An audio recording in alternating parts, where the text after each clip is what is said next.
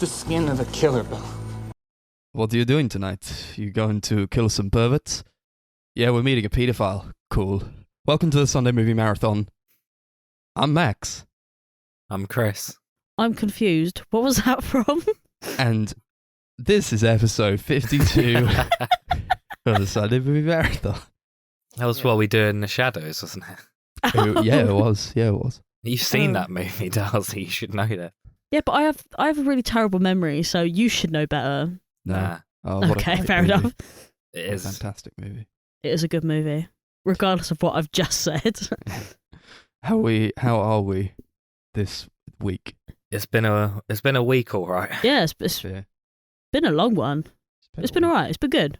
Yeah. Yeah. It's Darcy's birthday yesterday, which was fun. Yeah. Mm. 26 now, everybody. How did you celebrate? By watching Drag Race and getting sloshed. Although it turns out everyone else is more sloshed than I am. So Yeah. And spending £200 on Coldplay tickets. I keep trying to Ooh. forget that part of my memory because I don't want to remember. No one needs that. All in all, a great success. Yes. Mhm. I had the luck of the Irish yesterday, especially after losing my passport. Oh, by the way, we haven't told Max yet, have we? Chris put my passport in the wash earlier, and I need on that for purpose. next week. Oh, what, so I'm today? pretty angry. Oh, wow. This morning, I think it was. It's because Ooh. she put it in my jean pocket, and I obviously forgot that they were in there. So I just put my jeans in the wash, and they got washed. Yeah, I thought it would be safe with you, but apparently not. So It sounds like it was both of your faults. if I'm being yeah, I honest. agree. But it's okay. The passport is fine for now. Oh, good. Mhm. It's not like Yeah. I remember one time, like I had a bottle in my bag, and my passport was also at the bottom of the bag, and it spilled. Like the bottle of water spilled, and that was my passport just gone. So I had to buy a new one. Yeah, and they're like £100 all in all. Yeah, To it's do. like 70 quid for a new passport. It's painful. I think well. I paid like 85 for my last one. Something like that. I wanted, like, before we Oh? get into the movies today, I wanted to mention that we didn't mention in the last episode when we were talking about the Green Knight how good the acting was. I felt that was kind of like criminal Yeah. that we didn't mention how brilliant. It's not that I think it was just, I don't know, it's just when it's such a dense conversation you forget certain things. But yeah, really brilliant acting in that movie. That's actually really funny. I don't know Yeah. how we managed to do that. It didn't help that I didn't have any notes for it, so I was just going from my memory, and that was pretty shoddy. No, I dislike the fact that when we've been watching films in the cinema, you don't really have time to like even write a note because obviously you can't just get your phone out and write a note. No. So you just have to rely on your memory. And for me, that is pretty shocking. Not for me. Oh well. It's fine. It's out there now. So so today we saw the new Wes Anderson movie. We saw The French Dispatch, but we're going to talk about that next week because Mhm. we've got 5 movies to talk about. Yes. And Yeah. It's pretty gonna be lengthy. dense. So And we'll talk about Dune also, because I'll have watched it by then. Oh, that's good. Yes, Yeah, we yeah. can we can talk yeah. about Dune. That'd be Awesome. good. Wonderful. So I guess we better get into it. Yeah, for sure. What did we watch, Chris? Take What it did we away. watch? We watched all 5 of the incredible Twilight movies. It's a fantastic franchise that we all love. Mhm. Um, It's obviously based off a book series by Stephanie Meyer. The first movie from 2008 was directed by Catherine Hardwicke. Basically, the plot of the movie is you got a character called Bella Swan, played by Kristen Stewart, who moves to a small town called Forks to live with her father. And while there, she meets a very strange yet intriguing man named Edward Cullen, played by Robert Pattinson, who she starts to grow an affection for. And then she discovers the fact that he is a vampire. And she, despite him constantly trying to push her away, she slowly falls in love with him. And that kind of ends up endangering her own life when a group of bad vampires come in to challenge the Cullens. So what do we all think of the first Twilight movie? Well, so overall, I I mean, these are not good movies. None of these movies are good, No. but all of them are great. Now, this is like the second time I watched all of these movies this year alone. I can't count how many times I've watched these movies. I love them. I mean, they're fucking brilliant. I genuinely think so that they're it's that never like kind a of movie in chore. it. This is like my favorite marathon we've done. I like recommended us to watch these movies. I was like, we got to watch the Twilight movies, otherwise it's not going to happen for like maybe another couple of years. Who knows? Maybe, yeah. But I really wanted to watch these movies because I knew we would have a really good time, and I did. I think in terms of the first movie, there's a lot that's very, very bad about it, but that's where the fun comes from.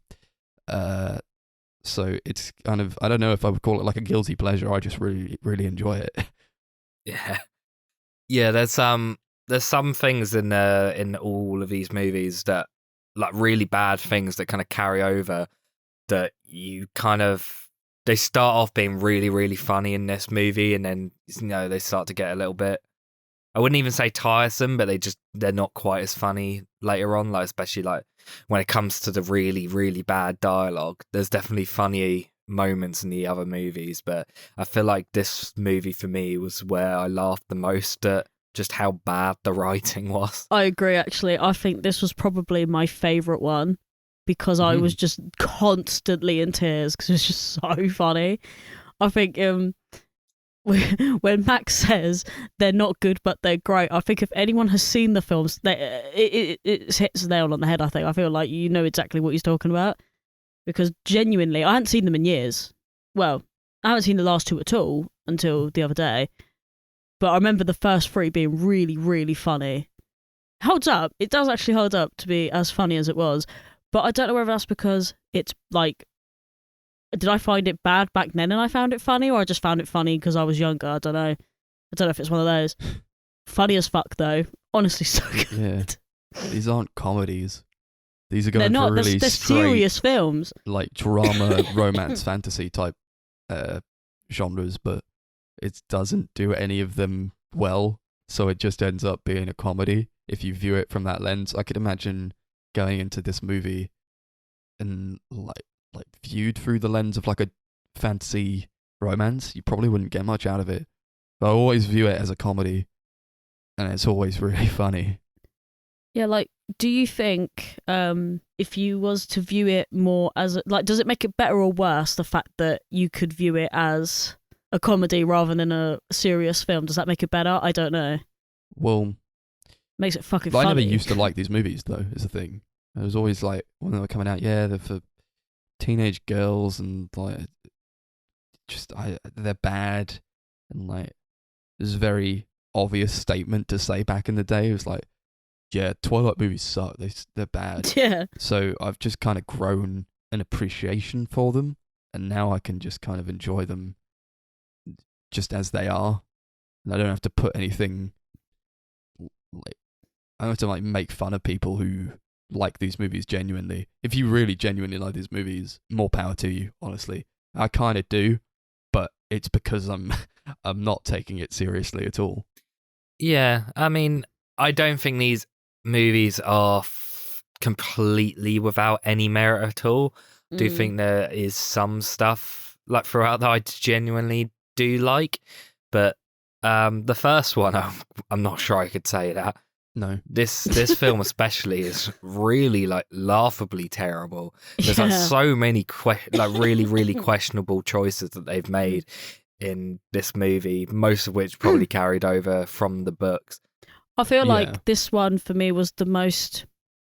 So when you're watching them, obviously there are some like merits to them, but this one in particular, it feels gross. It feels dirty. It feels like everything's washed out and everything's like really disgusting in colour, and it's kind of hard to watch because it's so grim. I don't know if anyone else had that sort of like, it was sluggish, you know. Visually, it looks awful. Yeah, it just wasn't a good time. Like I felt like I had to turn up the brightness on the fucking TV.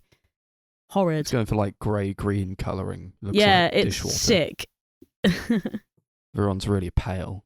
They have no like skin pigmentation, which I guess is supposed to emulate vampires, I guess, but it doesn't really do it very well, because like no. There's even like a scene where I think it's Carlisle, the dad, who's in the he's in like the hospital because he's a doctor, and like you could see where they've painted just white on his face, and his neck is like kind of pink. Yeah. And like It's on so his obvious. face, you can see like the little bumps where they've like put foundation on him. Yeah, I mean, they could have tried a bit harder to make it a bit more, more believable. Like the continuity errors there and things. But like also at the same time, you're not going to believe someone is actually that white. Like it didn't even come across as pale. It just came across as like sheets of paper, kind of white. It was vile. It's like this whole family is like, I don't know, they have like photosensitivity or something. Yeah. So super pale, something's wrong with them. Would you let a doctor, like, would you let a guy be a doctor or a surgeon if he had this kind of complexion? He looks sick. He looks ill all the time. It was so gross. Yeah. I think the cinematography in this movie is also really, really bad. Like a lot of it is like handheld, and it like has like multiple like really quick like documentary-esque zooms, but it doesn't really work at all. It just makes the film look really, really cheap. That kind of ties in with the editing, though. The editing along with editing that is dog makes it shit. look so bad, especially all the. I understand that they like made everything really quick to just like to emphasize the movements and stuff, like, oh, vampires move at the speed of light, so they have to move like this. But it just looked fucking weird. It was funny. I think it is funny though. It is very funny to watch hilarious. these little edits going on. But with like the zoom ins, I don't know why they did that. I don't know why there's like, a shot and then of a character from far away, or like it's like a mid shot and they have to zoom in. Not even like all the way, just like slightly zoom in. It is kind of like a documentary. It's like watching The Office or something. But I don't know why they did it. I don't know what emotions they were trying to elicit from the audience with this, because I just don't understand the purpose of it. It was just kind of jarring, wasn't it? Maybe they were just trying to copy the Bourne movies. They were big at the time. Oh yeah, but I feel like the Bourne movies were worse for that, because literally it was like shaking half the time. These are not action movies, though. Yeah, no, that's what makes it worse, though. At least with Bourne, it was I guess there was some sort of reason for it, but this just has no purpose to be the way it was. It's for the comedy. You think they knew? For the comedy they weren't trying to do. It's weird, because I think, I look at these movies, I'm like, how can you not tell this is absolutely stupid? Like, throughout, they must so have watched stupid. it back before they released it and went, this is gold. But people what loved makes it them. like? People really loved these movies when they came out. Oh yeah, like I remember really liking the first one when it came out. In fact, I saw it twice in the cinema because I saw it with my sister on New Year's Day after it had come out, obviously. But I loved it. Apparently, I do love this movie, but not for the reasons that everybody else did. Yeah, at the time. Yeah, I now love them for that reason. No. Nobody is good in this movie either. Nobody. Nope. None of the actors are very good at all. It's just very strange because I guess like Kristen Stewart and Robert Pattinson have gone on to have such illustrious careers. You see, like this is like, I guess their introduction to like the mainstream cinema, and it's not good. It's not good. I can't like compare this where like Robert Pattinson playing Edward Cullen. It's genuinely terrible, and then I compare it to like this guy's in The Lighthouse, this guy's in Good Time, this guy's the new Batman. Now, how did he get here? He's such a fantastic actor. Literally but, like, every 5 terrible. seconds, Max was like, "This guy was in The Lighthouse." Like every time. You can kind of tell that he does not like these movies. No, and he doesn't want it to be shows. there. That's great though. I love it because it totally shows. Yeah. To be fair, I think there's something about it that actually like fits in with his character well. So I think it just feels quite natural because his character's just like meant to be just constantly very broody about everything. Yeah, he's very uncomfortable the whole time. He's like, oh, yeah, he's so. Kristen awkward. Stewart is the most beautiful woman I've ever seen in my life. I can't stay away from her. I hate myself. I want to kill her so much. Oh God. But this was the books. Like the big problem I have is like he's like 109 years old and she's a teenager. So like, why is this in any way appropriate?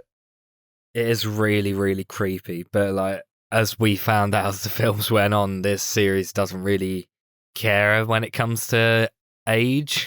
No, not at all. But we'll get into that. But I wonder why, like, he doesn't look like a 17-year-old. He could pass for like, I don't know, 25 even.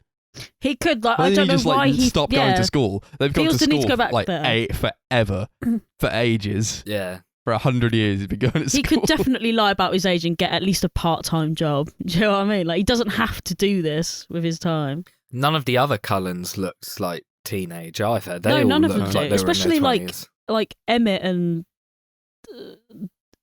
what's Yes. the point? Like, none of them look like they have to be there, do they? The swole guy. Can't remember what his name is.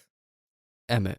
Yeah, Emmett's a swell guy, isn't he? He's by the one with Kellen the Lutz. big, I thought big you were muscles. talking about the emo-looking guy that's dating Alice. Oh, Jasper. Jasper. Yeah. I fucking love Jasper. He is the youngest looking one. But By even then, far. he doesn't look like a teenager. No, he doesn't. He Hmm. looks at least 20, if a day. Yeah, Such I a don't weird know. concept. Like, even if you were a vampire, right? I understand that you probably want to, like, fit into your social surroundings or whatever, but you don't have to go to school to look like a normal person in society. So why do it? I know there's no story if it doesn't happen because Edward needs to meet Bella somehow. But Sure. He's like, she walks into the classroom and they meet the first time, like the fan blows and like her hair just like blows with the fan and it goes, he like smells her and he like had to cover his face and his nose because he's because he Slice that smells fucking- so good. Yeah, he literally like looks like he's coming instantly. it is It's so good. weird. And then, like, It's either when that he's- or like he when he- thinks she stinks and I can't Yeah. tell which. or when he's passing that like the petri dishes to her and he has that like fucking like claw hand thing going on. He's like, Yeah. His hands, his knuckles are like locked. He's like, just pushing objects towards her. Like, why are you doing that? Just be normal. Fuck. That's like the So whole point, funny. right? You're supposed to blend in with just Ray. You're the Yeah. weirdest dude here. Then there's that great scene where he like finally like actually introduces himself and he just goes, "Hello." oh yeah, hello, I'm Edward. Yeah. He's Why great. did he do that? Why did he feel the need to do that? Dear. I don't know. He's like, he saves her from like the van who almost crashes into her. Like his explanations are so stupid. He's like, I love the he's like, explanation he "Oh, comes up with. He's I like, had yeah. an adrenaline rush. And then he's like, it's very Google it common. if you can don't Google believe it. As if he's like, I actually just found out what an adrenaline rush is today. Yeah. You better believe me. And when he's saying It's a it, he's thing. like smiling as if he's like super proud of himself for coming up with that. He's like, yes, adrenaline rush. That was what it was. Even though he's like, I was standing right next to you. And she's like, no, I wasn't. It's like, why is Edward gaslighting her? Like, she knows what happened. Crisis averted. Well done. He comes up with just the most bullshit excuses. What, like when she says, "Oh, your eyes, they change color." He's like, "No, it's the fluorescence from the lights." What? That's a terrible excuse. That man has been alive for 109 years and his excuses are tragic. Yeah, like surely someone would have questioned him before. Like, Yeah. He just gives the same answer. Or maybe, I don't know. If I was alive for 100 years, I'd just get fucking bored. Like, first of all, why you stop going to school? I mean, you'd be so Yeah. bored going to school for 100 years. Do something else, please. learning the same thing every single time. Yeah. And he clearly knows everything because he can recite that poetry off by heart. It's like, why are Yeah. you still there? You have nothing left to learn. He's learned everything there is to learn at this point, I'm And yet assuming. he's still an idiot. It's his own fault. I don't feel sorry for him. And then he leaves. He's like, I smelt this girl. I'm not coming in ever again. Leaves for a week.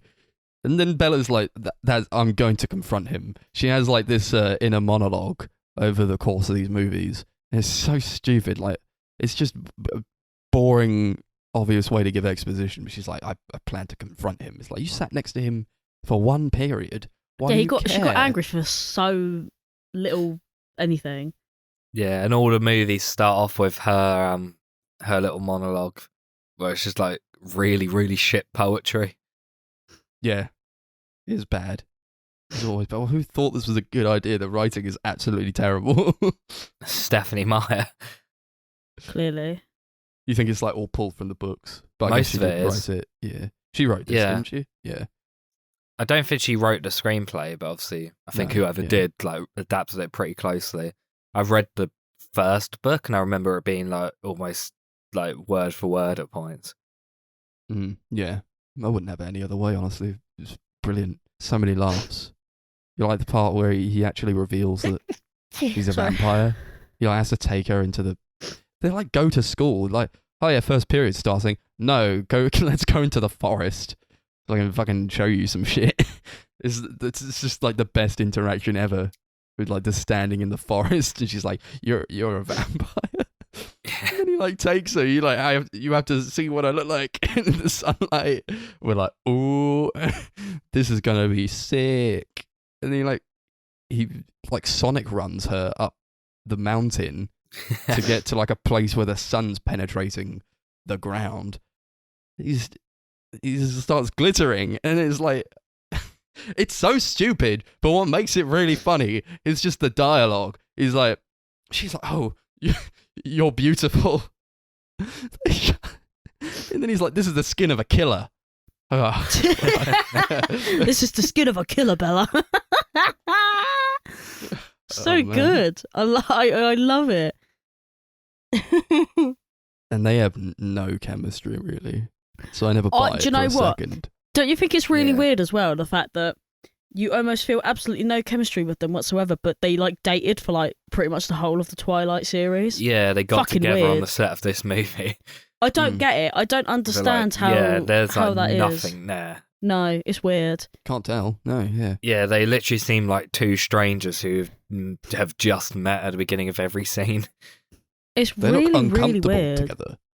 Yeah. Like, Kristen Stewart's dialogue is so stilted. Line delivery is just like, it looks like she constantly needs a shit. She keeps biting her lip the whole time. It's like, I feel like this is not something she grew out of, though, because I think she just like made that her own acting style, and now she's getting awards for it. I don't Yeah. know. Yeah, she's just carried on doing it. Like Just acting constantly horny. it's just everything I've ever seen her in. She has like no emotion to her. I don't know whether that's like part of her brand or something. It's just nothing there. No. Especially in this movie. In this series, it's the worst. In the first film, she's just so monotonous. Like, there's like no emotion like in her voice at all. She doesn't like go into the higher registers at all. It's like constantly pretty like quiet and low pitched. It seems like she doesn't really care at all. Especially like when she's like, "Oh, I know what you are, a vampire." And she just says it Like- dead face. Like she's not even scared about it. She's just like, "Yeah, cool." Yeah. She has like a terrible relationship with her father, who's just trying to like be there for her, I guess. I feel really bad for him. bad Oh, for where she's Charlie. like, "Oh, my favourite part is that he doesn't hover," and I went, Yeah. "What does that So mean?" that's like- And That's Max like one was of the like, first lines in the "They movie. It's like, talk." oh, one of the best things about Charlie, he doesn't hover. It's like, just say you don't want to talk to your dad. Yeah.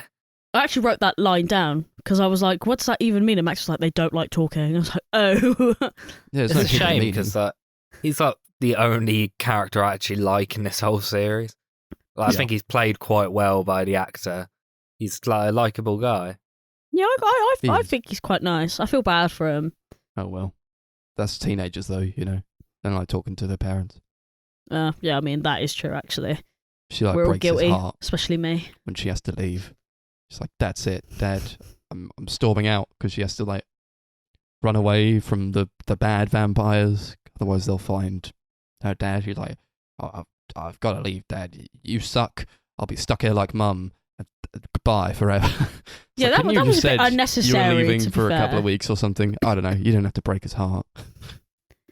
Feel bad for the guy. Yeah, and then I love how in the movies they just use as an excuse to be like, "Oh, well, it was easier that he hates me than just to say I'm going away." Why? Why is that easier? Why is that better? It's not. There's a lot of things that don't make sense in this movie, though. Yeah, but that's just, I don't know.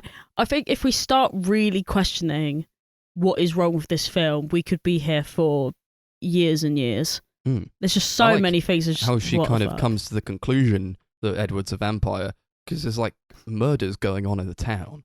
Oh, it's a bear or something. No, it's the bad vampires. Didn't see that coming, did you?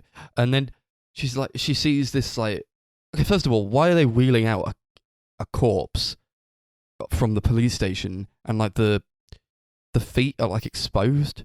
Yeah, weird. And she like looks at the feet and she's like, oh, that's cold, man. The feet are probably cold because he's dead. She's like, Edward's hand was cold. She's straight on Google. I'm Googling this. He's a vampire. I love how she like just literally out of nowhere just went, yep, that makes sense. That is definitely what this is. I'm going to Google it. And the transitions of the screens when she's like Googling stuff. I know that it's fake, but you didn't have to make it look that fake. You know what I mean? Like, you know what I mean? The like shoo shoo shoo shoo shoo, all the web pages. The way and like stuff. the mouse is moving, that it's like The way clicking, too smooth. It's so shit. Yeah. She definitely wants to find these things out, though. She wants to believe, and she wants Edward to be a vampire. I think she's like, well, yeah, that's it. He is a vampire. And then, oh, okay, he is. Well, lucky you. What if he wasn't? You get to live your kink. It's like, okay. He's like, has to explain to her that he's killed just a bunch of people. She's like, that's fine. What? Yeah. Why do you still want him? Yeah. Oh yeah, he killed so many people. Yeah, because he brings that up, doesn't he? He goes, "Oh, what? Even though I've killed people," she goes, "That doesn't matter." And she says it in the most monotone way. That don't matter. What do you mean it don't matter? What? It's like, I could kill, and then he's like, I could kill you. I've wanted to kill you since I first saw you. She's like, that doesn't matter, Edward. I love you. She's like, that's sexy. She's like, yeah, they meet like one time, or maybe even twice. They've known each other for less than a week. And that's a problem with this movie as well, is that it feels like it takes place over maybe 2 weeks. They're supposed to be madly in love with each other. No. But like, after like the first interaction, he like goes into her room and watches her sleep. Like, oh, what? She doesn't find that weird at all. When he tells her, yeah, I like watching you sleep. Wait, what? Yeah, and don't forget you that climb through my window and would you watch me sleep? That's pretty strange. I think it is. And like, remember, if it did take place over the course of a couple of weeks, I can't speak properly. Remember, he was gone for a couple of days as well. Like after the first day he met her. So like, what did they do? Did they just hang out every second of the day after he came back? And they were like, "Ooh, Edward, guess so. Let's hang out all day and night because you don't sleep. You can watch me." It's fucking. I'm done. I don't even know what to It is say. really creepy. Fucking weird. Paedophile. Let's call it like we see it. This man is a paedophile. Well, technically, yeah, because he is 109. And she's what, 17? Yeah, she's 17. I mean, technically, that might actually be legal. It's well, states are different, but I don't know. It's gross. What are the what are the limits for like vampirism and falling I don't in love with know. a vampire? I don't know. I don't know if it's ever come up, to be honest, Max. Do vampires count as humans? Because if not, then Oh yeah, they're technically not breaking the law then, are they? Yeah. Because they're not human species. This is okay then. It's all fine. Nothing weird. I don't know why I brought it up. This is completely okay. Oh dear. I was waiting for this to come We've up. got to be talk about honest. the baseball game. That's like a Oh, pivotal yeah, go scene ahead. in this. What the fuck? Everyone's like, yeah, baseball scenes, awesome. It's so cool. Was it cool? They've been though, playing a to be thunderstorm honest? because they hit the ball so hard. Wow, it makes a sound of thunder. Muse is playing. Oh wow, why is this here? Why do you have to like? They basically stop the movie and go, "We're gonna show you our world, Bella. We're maybe vampires, but we're American vampires. Let's go play baseball." yeah, It's so it is, stupid. it is really stupid, and it's also just not a good scene. No. I don't No. care what people say. It It's is really fucking bad. awful. It's really terribly shot, really terribly edited. Just the whole idea of it's so cheesy, but it is hilarious. Oh, it's grey. It's a grey Yeah. scene. It looks grey as hell. But the whole film is really grey though, so it kind of just doesn't look any different. You know what I mean? Like, I don't But when the get what editing's people like love about chopping it. together like that, it's like a blur. But Yeah. like, all you can see is your grey. Yeah, I was literally like, what the fuck is going on right now? I can't see anything. And the bad vampires come in. They're like in slow motion. The three baddies, the Black Eyed Peas come in. They're like, we're here to fucking play a game of baseball. Oh, okay. Well, the villains kind of are really quite weak in this. I mean, like, go figure. But like they introduce them very haphazardly. They're introduced like maybe, I don't know, 15 minutes into the movie or something. I would have preferred like maybe a cold open to introduce them, and then you establish stakes. Yeah. Otherwise, like, you've just got a story going on with no like plot, really, no stakes. I guess that's the problem with the series as a whole, is I don't think it takes its story very seriously at all, but like, because it No. doesn't really have much of a plot going on. It's just things that happen. Yeah, and even the villains in this, although you see them briefly throughout the film, you don't really, their story isn't really developed at all until like maybe an hour 15 in. Like it's only like the last 45 minutes or so that is actually devoted to the villains trying to come after Bella, which like surely you'd spend more time developing that. Yeah, but you know, the only thing that the teenager people cared about was getting their socks off to Edward and Bella anyway. Yeah, I know like what you're saying. James is the one who wants Bella, but It like, is he doesn't true. even know she exists until Yeah, he just this smells baseball her. game. And then like it kicks into, she's like, I've smelt her. Now I must, I don't know, dealt her. She's going down. Yeah, it's Oh, okay. weird. It's fucking weird. Why? How did he know where her old ballet studio was? How did he get a video recording of Bella's mother speaking in such a way that makes it seem like he's holding her captive? How did he get this? Yeah. Yeah. It's so stupid. It makes Did he get literally her no number? sense. And where did he find that video of like her mum and her from like 12 years ago? It was also pretty. I guess it was in the ballet studio. It was just, yeah, like okay. They've just got tapes of every single student who's ever been there. It's just weird. And their parents. It's Yeah. clearly not like a video that's filmed in the ballet studio. It's just like a home Yeah, it's video. like a personal video. It's so weird. Okay, honestly. I don't like Bella's friends either, really. You got like No. you got like the guy, Anna Kendrick, The Asian guy. yeah. You got Mike, who I don't really like at all. He has this weird piece of dialogue, Mike, where like it's been established that Edward and Bella are dating, and he just like comes up to her. He goes, "Oh, you and Cullen, huh? Yeah, I don't like it." That's the line. I'm like, fuck Yeah. off, Mike. Who are you? You barely know this girl. She's been here for a week. What?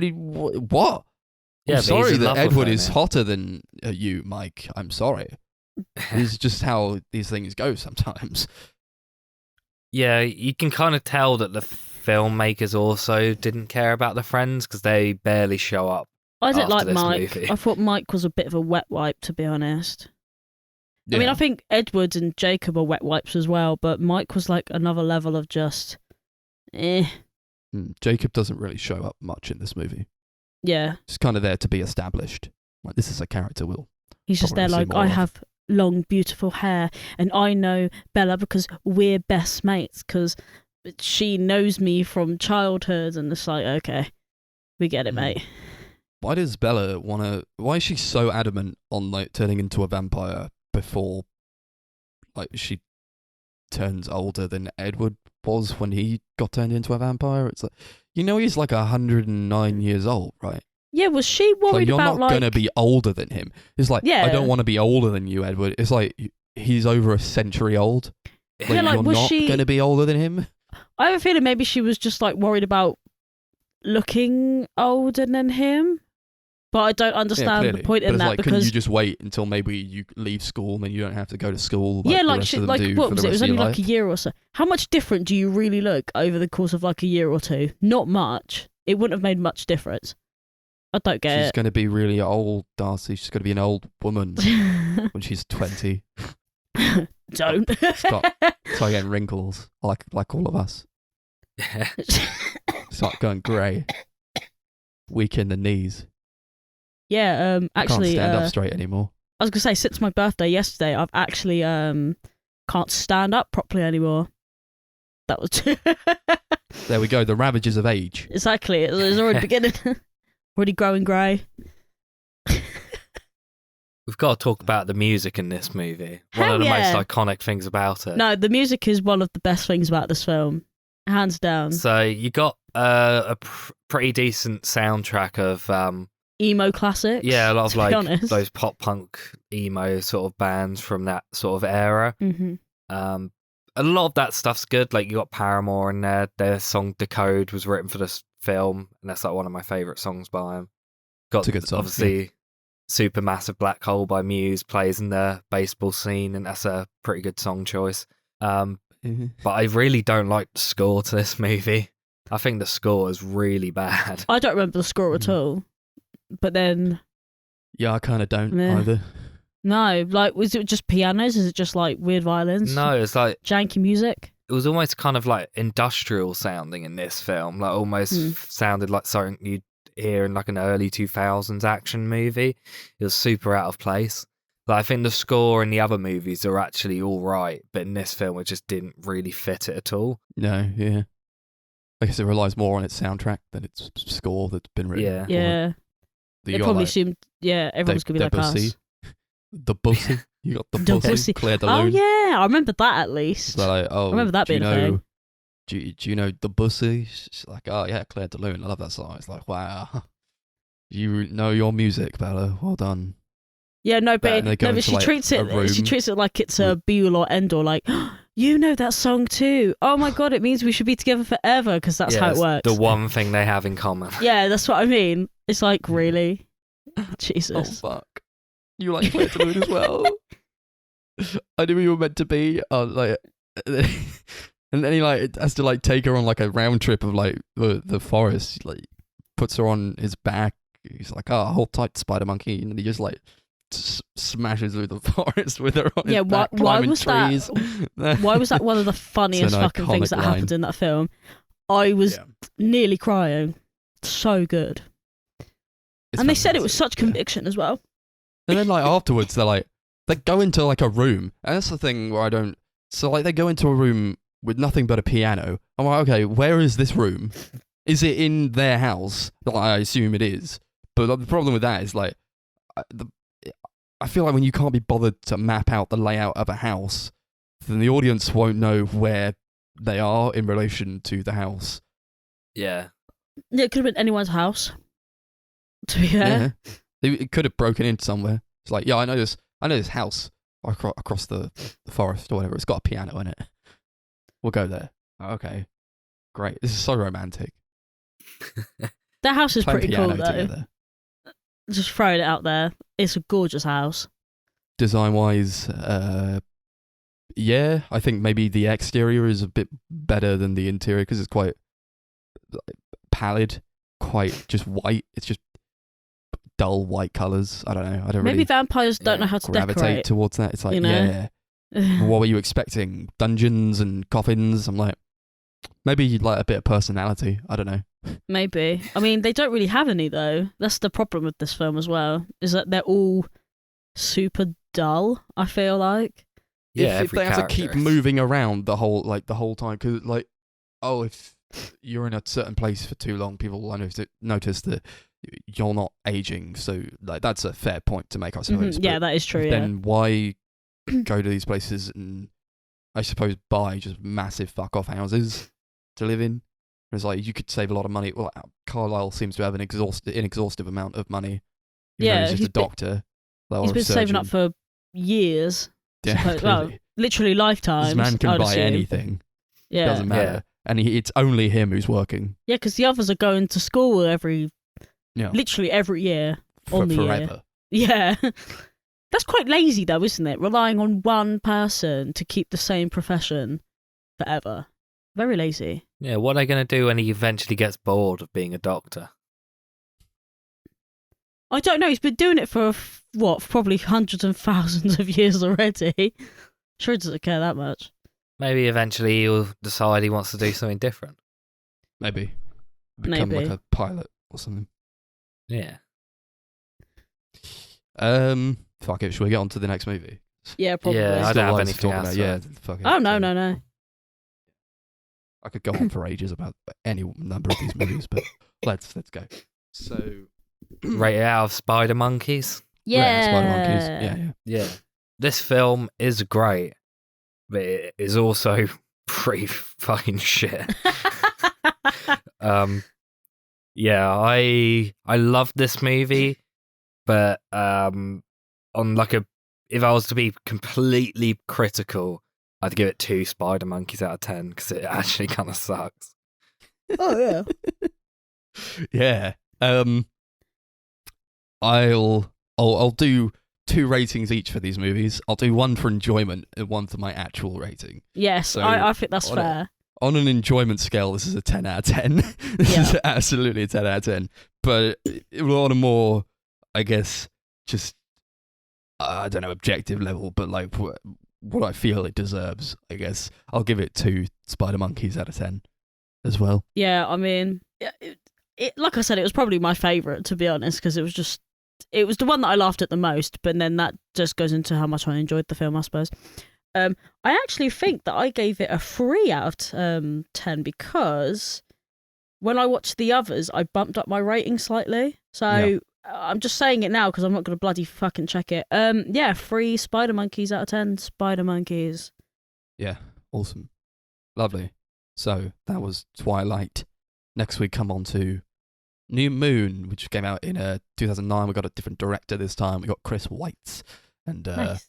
well, this movie is a continuation of the first movie, and it's kind of all about Edward realizing that like he's putting Bella in danger, so he tries to distance himself from her. He leaves Forks, the town that they're living in.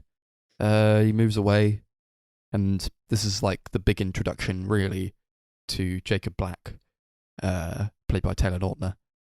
And he plays a more prominent role in this. So it's basically about, I guess, about Bella finding Jacob and finding solace and like having him as a friend. But there's also a big thing with these movies is when they came out, there was a lot to do with like this love triangle between Bella, Jacob, and Edward, and it's like, oh, who are you, Team Edward or Team Jacob? I don't really understand why. Because Jacob is like a kid. He's like 16 years old. So it's kind of strange that this is even a debate, or even that if Bella kind of shows any affection for him, it's purely platonic, in my opinion. I don't know why this was ever a thing.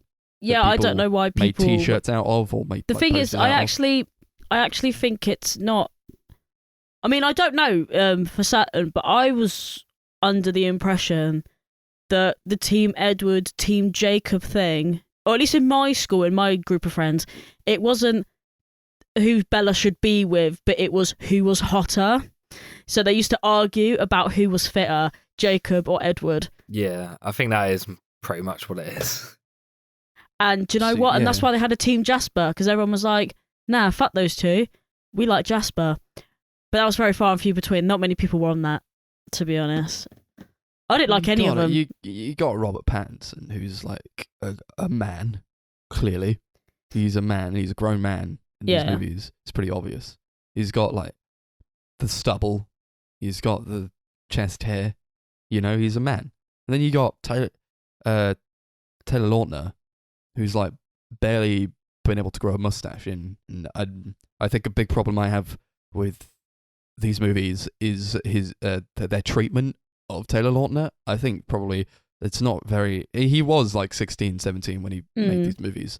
It was felt very bad for him that he had to kind of live up to these expectations of being like a hunk and like trying to push to work out hours and hours at a time every day to look the way he does in this. It's very strange to me, and I don't. It's also, I find it very uncomfortable. Yeah, it's also kind of like away from that. I mean, it's similar to that, but don't you think it's kind of like weirdly sexualizing a child Like, Yeah, he's got to be 100%. hunky and Abby, That's but what it he's is. 16.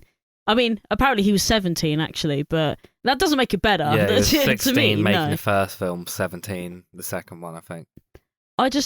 It does give me a bit of the ick, but obviously when you're younger and you're watching it, when you're younger than what age he was in the films, it doesn't really process with you because you're younger and you just think, oh, he's a hotter older boy. Yeah. It's not really like that, is it? Yeah, no, watching it now, it's hard to watch it without. Cringing. I Yeah. cringe so bad. I felt bad for him, actually. Like, the more I thought about it, I was like, God damn. Like, that boy probably was never able to eat a donut without feeling bad. Yeah, it was clearly Mm. not something that he, I guess, wanted, because like he looks very different now. Yeah, and he Yeah, was he's never in, not like, super ripped. much He's not- else. He's just. I think he's doing better now. He looks better. I think. Yeah, he. more I remember him. comfortable. Yeah, I remember him being in a TV show after this, but that was Mm. it. He did like season 2 of Cuckoo. and he Yeah, I looks think that's what- like I he's think that's what it enjoying was. more. You know. So, I guess we kind of glossed over it. But what do we think of this movie? It's probably the worst one. Oh, this is new. I think- Yeah, this one's my least favorite. Well, actually, yeah, this one's my least favorite. I would Yeah, say. Nothing happens really. Yeah, you could take this film out and it wouldn't make a difference. I feel. no, I feel like with pretty much the rest of the series, pretty much nothing really happens. But this This one's the more worst for so. that, though. Like, there is basically just no plot here at all. It's just basically 2 hours of character development. But the issue is the characters I feel like they're trying to develop are really bland and uninteresting. I feel like it kind of goes back on itself a little bit as well. Like, you feel like you're developing some sort of character and then it just kind of doesn't go anywhere. I don't know. Yeah. I just really feel like if they had taken this film out and made 4 films instead of 5, it would have been just as sufficient. I say that because I don't know whether to say it's 4 films or technically 3 films with 2 parts. But that's another story. Yeah, I The don't problem- think. I don't know, because like you need to learn what this movie gives you. Otherwise, it doesn't make sense. If you took this movie out and then they didn't do anything with the other movies that was in this movie, that would probably be kind of a problem, because this is the movie where you learn about werewolves and you learn that Jacob is a Oh werewolf. yeah, no, that is true. Actually, And yeah, you okay, also that learn part, about yeah, the that part does. Volturi. The Volturi. This like They could have cut that down the- though. the This film could have been a vampire lot government or shorter. whatever. But they could probably just put that in another movie. I don't know. They Yeah. could have put it into Yeah. the first movie. They- Or even the third movie. I feel like they could have cut out the unnecessary stuff from that and replaced it with the like most necessary parts of this, and it probably would have been better. Mm. Yeah, I just feel like this film was a lot of nothing, but it is true there are some really important key things that come up in this film, but the rest of it is just filler nonsense Yeah. that doesn't need to be there. In terms of ironic enjoyment, this is the one that gives me the least, because most Yeah. of it is literally just nothing. Yeah. There's definitely really, really, really funny moments. There's like so many like just bafflingly bad decisions, but a lot of it is just super bland, and I think that's what makes it so bad. That's what makes it my least favorite. Yeah. I was more still bored like of it, this though. one. I just still think it's fucking hilarious. I do think it's funny. But it's the least funny, probably. It's like not even proper werewolves, just like big dogs, big CGI dogs. The CGI is not great, to be honest. It's not. I like the fact that it does get better as the films go along, but in this one, it's like really jarring to look at because it's so ugly as well. It's like, ugh. Yeah. Well, I mean, coloring wise, this looks better. I think you can actually Yes, see, it looks like, 1,000 pigment times in better. people's faces. It doesn't look like dishwater. It's just You can see overall colours. a better It's- looking movie. It doesn't But look it's still- anywhere near as cheap as the first film either. No. I think it actually looks like there was a proper budget to it. Maybe there wasn't a proper budget for the first one. I don't really know, actually. I'm just saying. Yeah, but some stuff Words. still doesn't look very good. Like, Oh, yeah, I mean of the course. editing is not as bad as the first one, but it's still quite bad. I don't know. Like, there's like a scene where like some guys are like jumping off a cliff, and it looks absolutely terrible.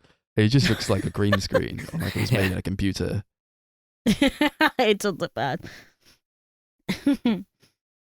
There's a really funny dream sequence at the beginning of the movie where like Bella's walking through this field with Edward and sees like her nan like across this field, and then like Edward walks over to her and holds his hand, and then it's like revealed that like this old woman's actually just a reflection of Bella as an old person. And Yeah. It's just so funny. Grandma, is that you? No, it's me. Then, like, obviously, Edward doesn't show up in the mirror because he's a vampire, which is not something that they carry on to the other movies, which I have a problem with. So why did... Yeah. I know it's only a dream, but, like, if you're going to establish that vampires don't show up in mirrors, you know, keep that going, maybe. Yeah. That's such a fucking funny scene. Oh, God, because it just plays into this idea that she's, like, so scared of getting old. But, like, again, why do you want to be turned like right now? Why is this not something like, what do you think of people in their 20s, really? They don't look old. Just get out of school and you never have to go to school again. These guys did it wrong. Yeah. The Cullens did it wrong because they just perpetually going to school. They clearly don't need jobs. They used to be free agents, just running around doing whatever. But no, they're tied to the institutions of academia, you know, for forever. Why do they do it to themselves? I actually wish that it had come up, like, why they keep doing it. Like, there's, like, them throwaway jokes where, like, later on in the series, they'll be like, oh, are those graduation caps? And then they just go, oh, it's an inside joke. But, like, why do they do it then? They're already aware that they keep doing it. Why do they do it? I don't know. I wouldn't choose. I wouldn't choose to do it. If I was a vampire, I'd do whatever I want. Yeah. Like, the world is your oyster. Exactly. And they're like, oh. Let's go to school. Yeah, okay, like, great. Yeah, we only go to school when it's cloudy. If it's sunny, we don't go to school and we do whatever else we want. Why? Why bother going at all? It Edward's looked weird not going to school. In the first one, Edward's clearly like the only one without a partner. So, like, I guess, like, where else are you going to find someone to fall in love with besides, like, if you're going to school all the time? I guess you're just going to have to fall in love with a child. And he does. That is a weird thought, actually, yeah. Because they're like, oh, why hasn't Edward found anyone yet? And he's just like, I'm waiting for the right child to come along. Gross. So the majority of this movie is about kind of Edward basically dumps Bella, and then it's kind of about almost her trying to move on. And there's like a really funny scene where like just after she's been dumped, it's like a montage of her sat in her room looking out the window, not moving. And you can see the seasons slowly changing as the camera pans around the windows. There's that song Possibility where it's just like, there would be a possibility, just going over and over and over and over again while she's like looking out the window. It's because it's funny. trying to Dumb. indicate the perpetual nature of her situation. This is how all her life is now. She's just sat in this chair. If she could carry on with just, I don't know, life, she can't though, because Edward was her life, and now he's gone forever. Yeah. Oh, it's so sad and so romantic and heartbreaking. I actually just thought it'd be more annoying than anything else, because I understand, like, you know, when you're a teenager and you get broken up with, it's like a big deal. But she probably wasn't even dating him for that long. I would like feel a year maybe. I would feel better about this scene if they had actually established that these two liked each other. Oh, what, in like terms of, romantically, the actual yeah. chemistry. I just If didn't you feel actually bad put for chemistry her. in, yeah, I don't care. Why do you like take her into the forest, break up with her he's like wearing this suit, and then he breaks up with her, and then he runs away and leaves her in the middle of the forest, and she just like runs around. To be and fair, apparently she's sobbing, but she doesn't shed a tear. It's Yeah, just like the that. subtitles come up and it's like Bella sobs. It's like, okay, no, she doesn't, and she just runs around, just having a tantrum in the forest. And she falls asleep in the forest. The thing, that part I felt sorry for her, because she's just been left in the forest. She's like clearly she's just like, oh, I'm just gonna fall down into this ditch. Sorry, we're fixing my microphone, so I'm like speaking as it spins. Yeah. Well, Thank you. yeah, I don't know, but then like, I get Yeah, I don't. just I don't feel bad for her, to be honest. No, I don't feel bad for her at all. No. And then she's like, fine, I guess I'll make a friend. So she goes to Jacob instead. She's like, you'll be my new friend. But I'm an adrenaline junkie now. She's trying to be like an adrenaline junkie. Yeah, it's just super fun. She goes on this guy's motorbike. He's like, oh, you want to ride, baby? She's like, yeah, I'm an adrenaline junkie. Fuck me up. and then like Edward keeps showing up as a ghost. It's like, no, stop, don't do this. It's like, what? Why is he doing this? Is this real or is it just in her head? I feel like it's just in her head, obviously. 'Cause Yeah, he they can't never manifest explain himself it. as a ghost. But like, why does he keep showing up? And then he appears at like the weirdest points. There's a point where Bella meets Laurent, one of the bad vampires from the last movie, in like this clearing in a forest that looks like dog shit. And he's like, oh, Victoria wants you because you killed her boyfriend, James.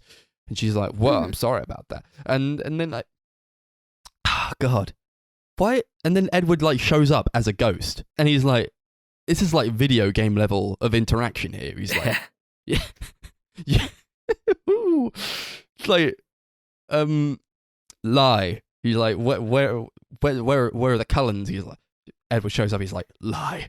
This is like what I expected. Something like, I don't know, The Walking Dead or Hard Rain or some shit.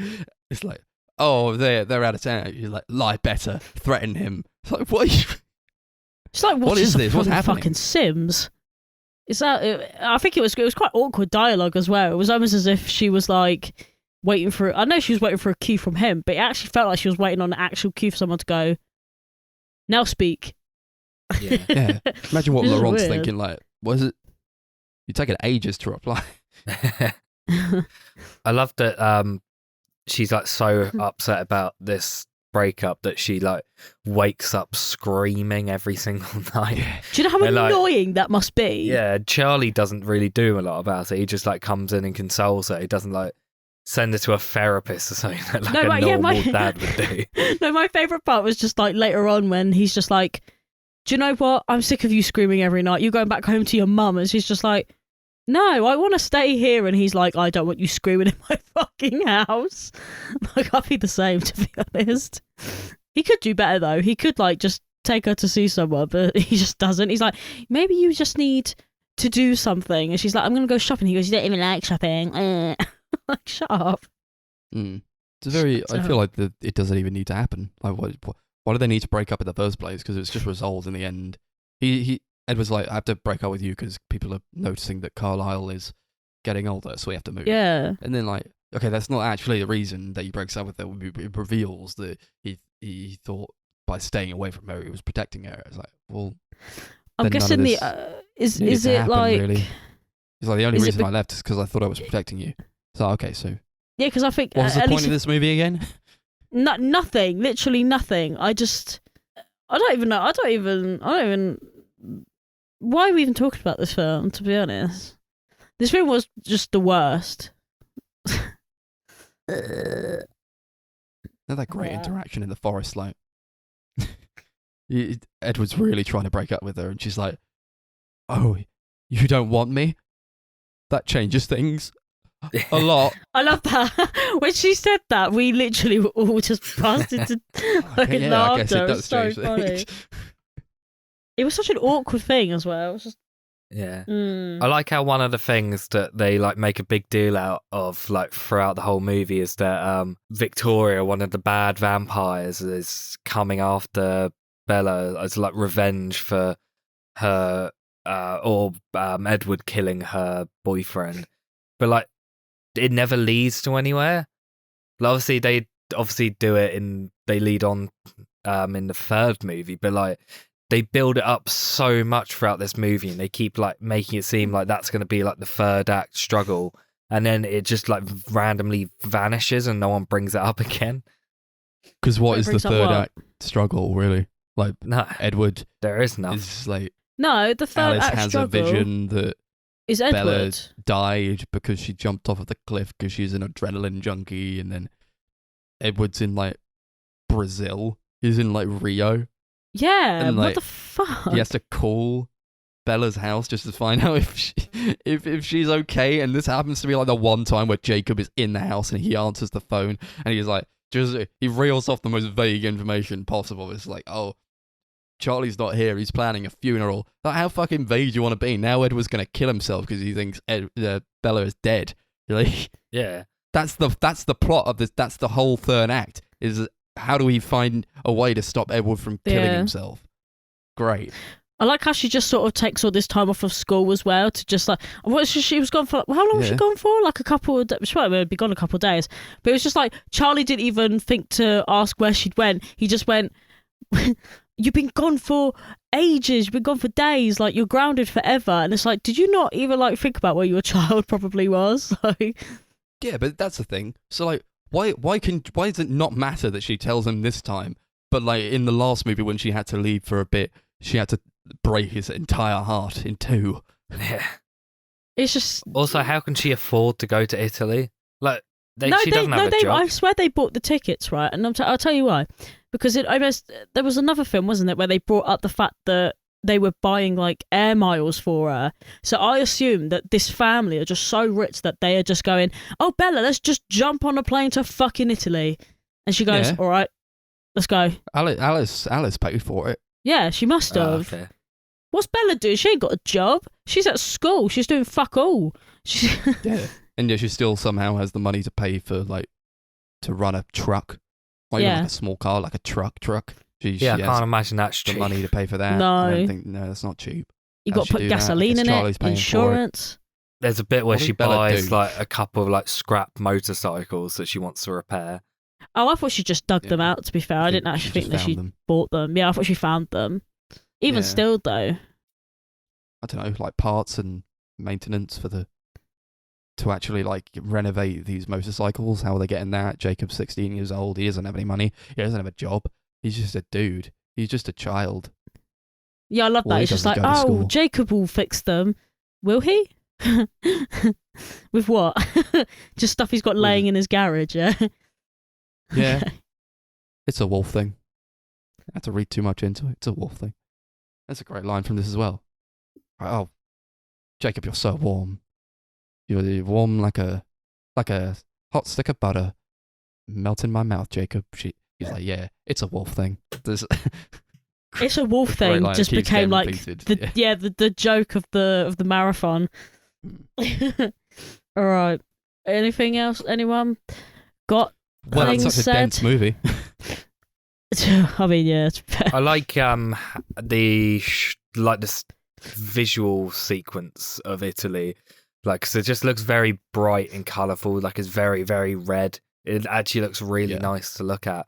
It's just like the complete opposite of what the first movie was, where everything like hurts your eyes to look at. Yeah, this one almost hurt your eyes in the other direction. It was like lots of yellows, oranges, and reds, and you're like, ugh. But I like that because I love those colours. But still, well, apart from red, but Michael Sheen shows up in this movie, plays member of the Volturi, like this, basically the he's head, the head vampire. the head of yeah. the vampires, basically.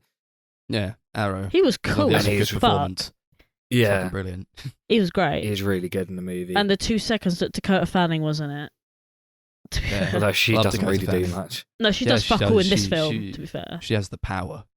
She just says to make pain. pain. She says pain. People cripple themselves like I'm in pain. Help me. Yeah, like literally, that is the other joke that Max was just doing throughout. Every time she was on the screen, it was just like pain. She What she says, transports the bone hurting juice into him. Yeah. It must be bone hurty because they all look like, ow.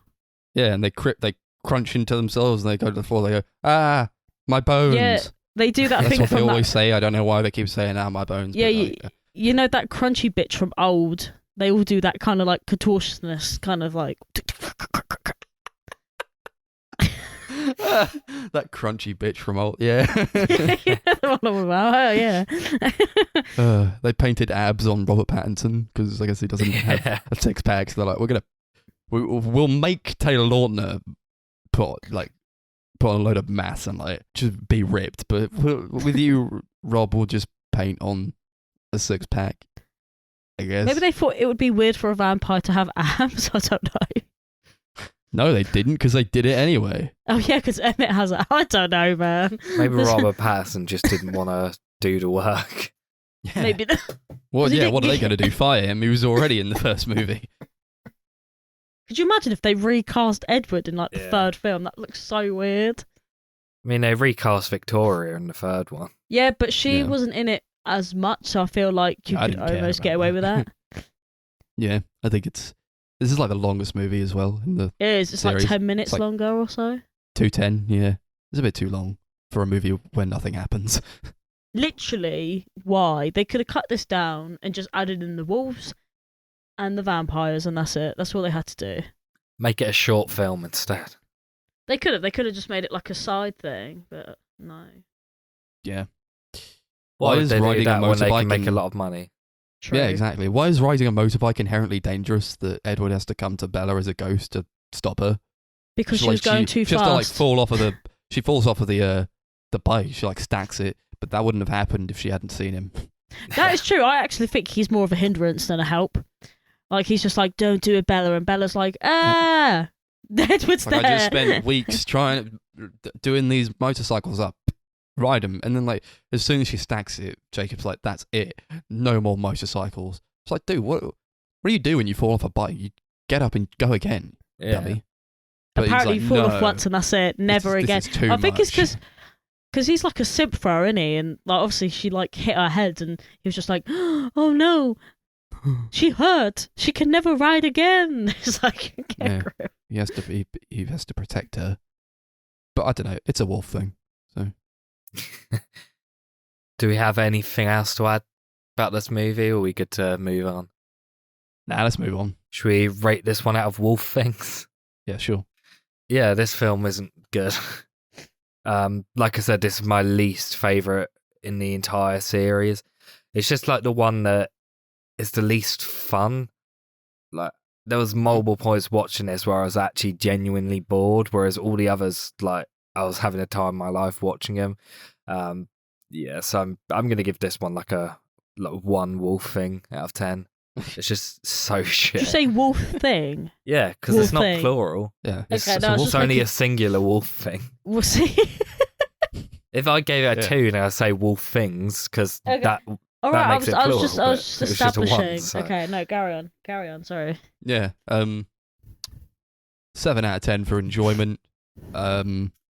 But proper rating, I suppose. They give it. Yeah, I mean, I still find it really funny, honestly, and I do enjoy it. But yeah, it's probably the most boring. So probably 2 wolf things out of 10. It's not as good as the first one, but like not so much. I guess it's not a big margin. Yeah, I just found this one to be like the most boring of the bunch. So just based on that, I think I also gave it a 2. What, 2 wolf? Can I say wolf things now because it's plural now? 2 wolf things out of 10. That's how plural works. Yeah. I mean, technically, wolf thing is 2 different words. Anyway, it doesn't matter. Right. And then we're on to the next one. Yep. Which... as you can tell, Darcy's really prepared for this one. Mm-hmm. Oh no, I've actually had it up since we've been talking about the last movie because I wanted to read about what this film was actually about. Because it's not that I didn't know what it was about, but I wanted to be double sure that this was the film that had it in, because obviously after the second film, I stopped making notes altogether. Especially because we did so we watched the 3rd to the 5th on a different night, and I just couldn't bother to make notes. So there's no notes from here. I mean, there wasn't really to begin with. I make notes and then I don't read them. Anyway, so the 3rd film is Eclipse. Came out in 2010. Who directed the second one? Did anyone get a... It was Chris White's. Okay, so this one has a different director. This one Yeah, was they done... all do. Yeah, okay. Oh, okay. This Yeah. one was done by David Slade. And essentially, this film is about some strange killings that are happening around Seattle. Because there's like this new blood of vampires that have been created around that area, and they're all killing, and they're waiting to get a hold of Bella because they want to get Bella. And then Bella has like this like little side plot where she has to decide between being friends with Jacob or marrying Edward, essentially, because apparently whichever one they pick is going to start up like a war with the other ones. So like if the vampires and the werewolves are going to get like proper aggy at each other, essentially. Oh yeah, because like the second Yeah. one ended with like Edward asking Bella to marry him, And Yeah. that was like a really funny ending because like it just And ends the third one with like yeah, her going. Like, yeah, and the it third ends. one pretty much starts up with just him going, so you So you're gonna marry me? Yeah. And then Jacob's like, how fucking dare you ask the love of my life to marry you? And I'm like, Jacob, you're 16. You'll find someone else in a week. Get a grip. Yeah. Why does everyone like Bella so much? She's such a boring character. She's yeah, so she has boring. no personality. And the Why thing are is, all the she's boys pretty, falling but over she's her? I don't think she's like. She's just not worth it, man. I just don't think it's not worth getting all vampires and werewolves and like what dying. hobbies does you know? she have? She reads and listens to Debussy. Yeah, she loves the bussy. She Okay. loves Debussy. Well, this She's really one's like awesome. Simps. This one's fucking brilliant. I love this movie so much. It's just so funny. It's so yeah, this one fucking is my funny. favourite, I think. Yeah, this is I'd say unironically this is my favorite one. I think this is actually not a terrible movie. I think This there's one actually tries, a I lot think. this one does Yeah. try. There's a lot of stuff that I actually do really genuinely enjoy in this movie. And like on an ironically as well, it's great. Yeah. It's quite a film. I think the parts that I liked about it were sort of like things that they tried to do in between the first and the second film, but because they were so incompetent, they only somewhat get it right in this one. Like with the vampires and things, I feel like it makes more sense in this film than it does in almost any of the other films, because it seems to make the most sense. Although there was that really funny scene where they're out in the forest and Jasper's teaching them how to fight, and he's like, you can't fight like that. And it's really cringy because it just looks so like awkward, like when they're fighting each other and There's no coordination to it. Yeah, it was. When was just you come pain. up against the new vampires, they're a lot stronger. So you're gonna have to learn how to fight the new vampires, like I did when I was in the war or some shit. And he doesn't like teach them anything. He's just like, okay, let's fight. It's like there's no teaching being done here. There's no learning. They just fight. It's like, okay, I've learned. No, you haven't. You haven't Yeah, done the thing, anything. they're like fighting as if they've like he's already taught them and they're just finalizing how to polish it off. And it's like, why is Jasper here then? Jasper just stands around and makes remarks like, never take your eye off the enemy. And it's like, oh, Yeah, you got fuck off. Like, you got the wolves, the werewolves. They have to make an alliance because just plot, I guess. So Jasper's like, you wolves, you watch what we do, and then you'll know how to kill the newborn vampires. But they don't really get stuck into like the fight montage, like the training montage. The wolves don't really. So like, well, they're just like there as like an audience going, okay, just I'll kill him. Okay. Yeah, I feel like What's a the lot of point? it was just you kind of just have to take it at face value. Like, yep, I guess that's what's happening. Because they don't explain a lot in this film, I don't think. I think they just kind of let you just deal with it. A lot of the film is dedicated to like giving some of the characters like backstories. Oh, yeah, But there's a couple of flashback sequences throughout. Like there's a sequence where like they show the vampires and wolves like when they first met like centuries ago, and like when they first started fighting and like forms this rivalry and stuff. And that was actually a sequence I really enjoyed. And I also really liked Rosalie's backstory. That was really dark. It is really, so really dark. It's like about how she was like in her 20s or 30s she lived, and she was just like walking through the streets and saw like her boyfriend who raped and attempted to murder her. Then she was like brought back as a vampire, and she like decided to seek out revenge on her and her, him like, and his mates. yeah, him and all his mates. And that like sequence is actually really good. It I was think- so badass that bit at I the think end. it is really great. Like, unironically, it's like hardcore. my Yeah. favorite bit in the whole series. It's so good. It kind of went over my head though. Like, not now watching it, but I don't remember that happening the first time I watched it. As if like maybe it just did go over my head and I didn't realize that was what was happening. Yeah, when you I don't remember. say it explicitly, it's going to go over the heads of like kids, I suppose. But like Yeah. you have to do that because it's Yeah, a I 12. guess you do. This is It's a bit too. hardcore themes. Yeah, it's for a bit 12. too dark, isn't it? I would say. I would disagree because I actually think I appreciate them not holding back, and it does Yeah. help also to flesh out the character of Rosalie. Oh no, and no, I'm understand not saying that it where wasn't good, she's but I coming mean, from. like when you've got kids there, I feel like maybe it is best that they don't sort of like. I think this is the But- point in the series where they kind of stopped trying to be like family friendly at all, because things start getting really dark and graphic after this film. Yeah, I don't know how they got away with like just getting a 12 rating for all these films because it's Well, they had to fucking keep fucked. the audience right. You can't ratchet it up to a 15 because then you'll lose a significant amount of your demographic. I know, but why make? Well, I mean, it was scary. It was genuinely scary. Yeah. The opening scene is like basically like a horror scene where you got like this guy just coming out like from a bar, starts getting attacked by a vampire. Yeah, That's like a really, it's really fun. dark and kind of creepy scene. I like that actually.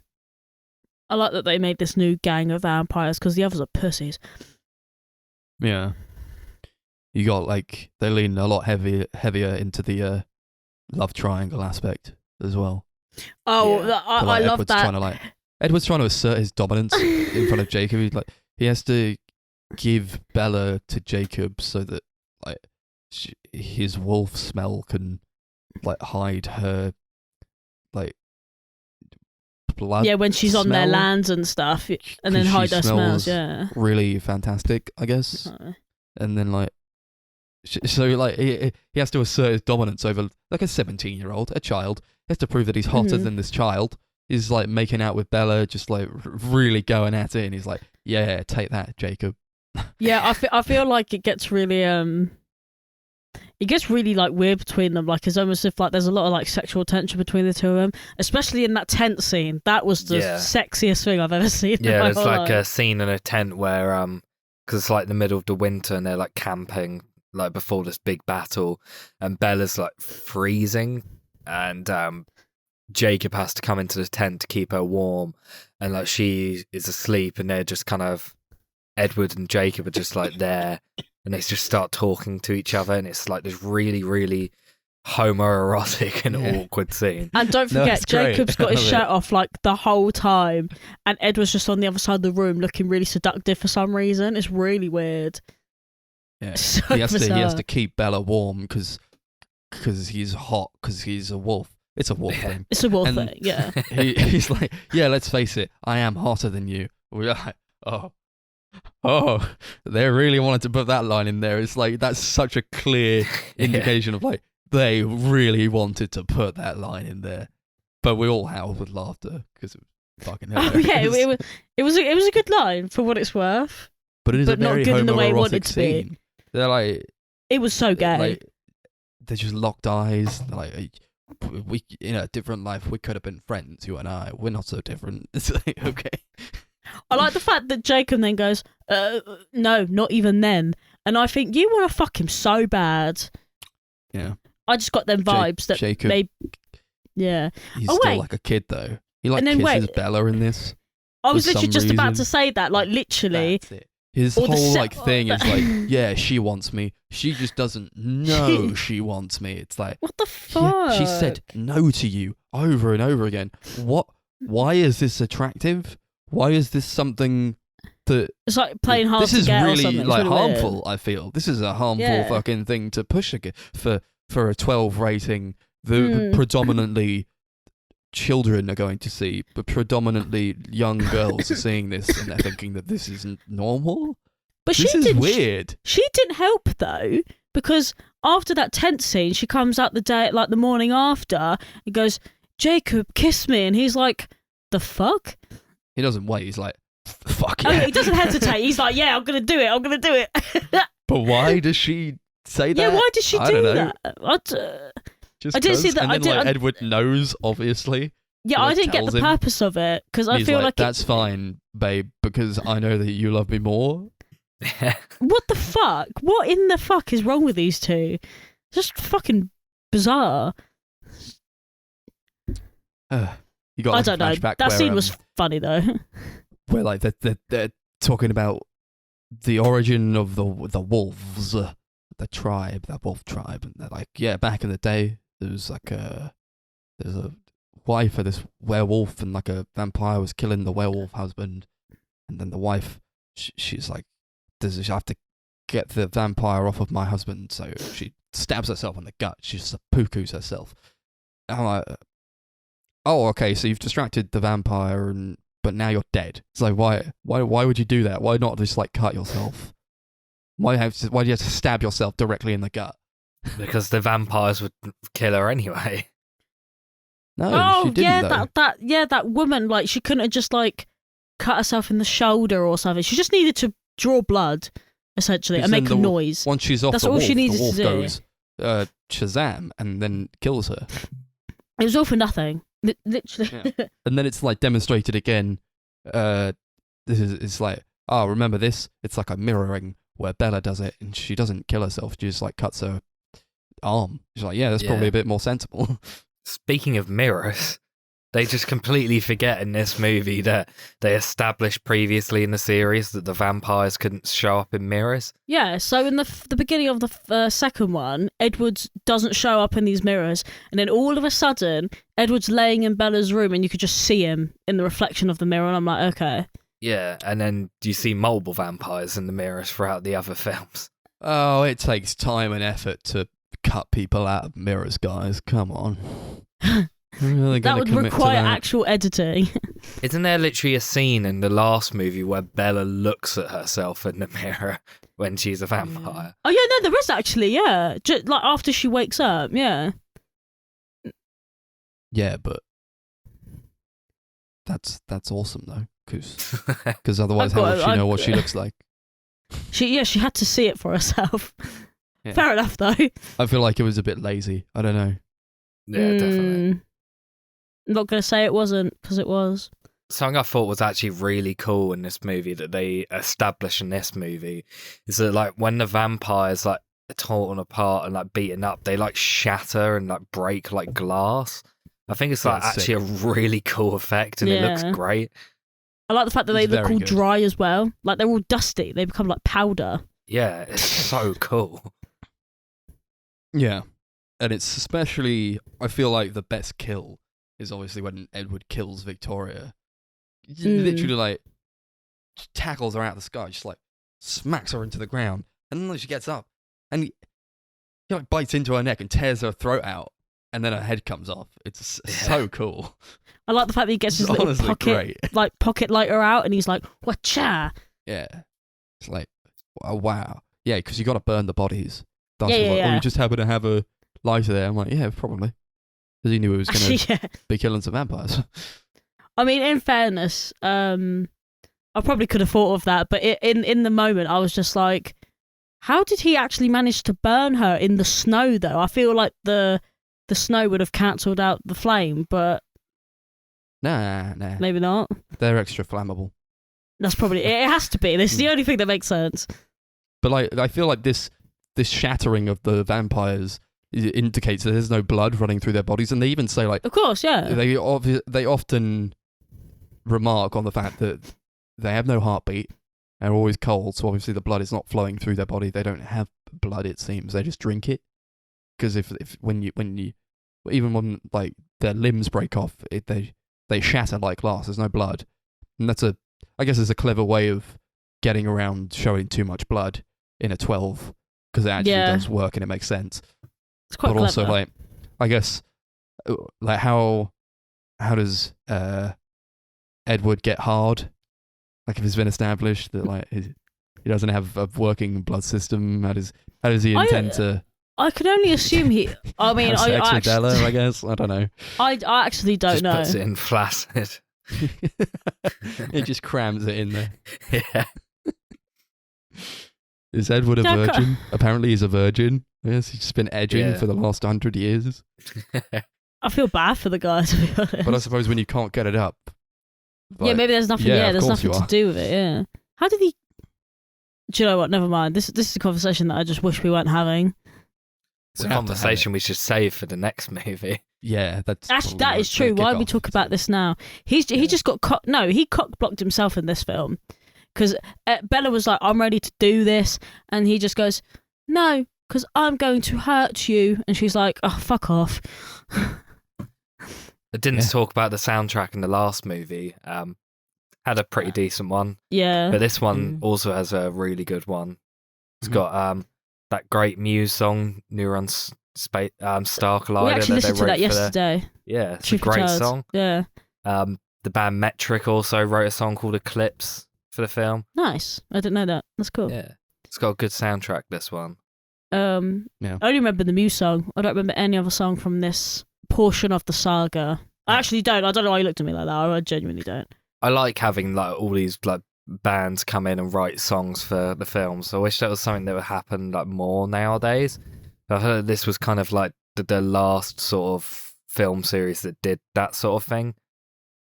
Do you know what? Like, yeah, despite Twilight at its memeiest and not greatness, I actually think the soundtrack is really sick. I actually listened to it like unironically as well. It's good. It's really fucking good. Mm-hmm. So like Edward's like constantly asking Bella if she'll marry him. Yeah. And her answer is always no. Yeah. She's like she wants to be a vampire. But then like nothing changes except that he gets her a ring. And he produces this ring to her. She's like, "Will you marry me?" And she goes, "Yes." Yeah, Now I you've got didn't the ring? understand that at Yes, all. I will. Yeah, Wait, that what? was the only Why? reason why. Yeah, and then Maybe if he produced a ring before, she would have said yes. Maybe. Yeah, She's like, really "I've got a couple of- materialistic. I got a couple of conditions for you, Edward. You got to turn me into a vampire. He's like, "No, I'll get you a ring." She's like, "Oh, well, all right." You drive. I like the fact that she then literally goes downstairs and goes, "So who votes that I get to be a vampire?" And Edward's just standing there looking like a child who's lost a fight. Like, looking at his family like, "Guys, come on, what are you doing?" He's so pissed off and it's really funny. Yeah. Bella's condition to marry Edward should have been that he gets a job.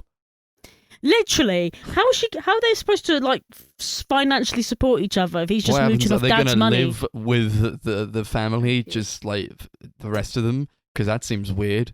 Yeah, I mean, we kind of established at the end of the film that that's kind of what happens, but kind of also not. Kind of. Yeah. Yeah.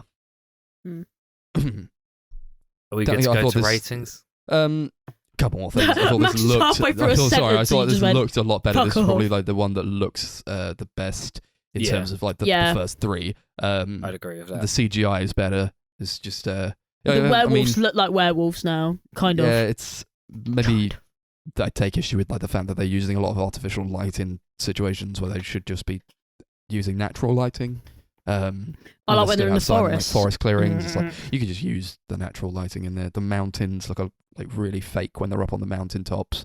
It's clear that they're in a studio. It looks really bad. And I still like Charlie. He's great because he just clearly hates Edward and he doesn't hide it. He's like, was it in this movie where she's like, yeah, Edward's coming in, or it might have been like the second one or even the first. Where he's polishing off this like shotgun and he's like. Clicks the shotgun into place. He's like, all right, bring him in. Oh, yeah, that was the second one. Yeah, I don't remember that, but okay. That was actually a really funny joke. It's like one of the only actual good jokes in the series. Yeah. Okay. I think we're good to go to ratings. Why not? What should we rate this one out of? Well,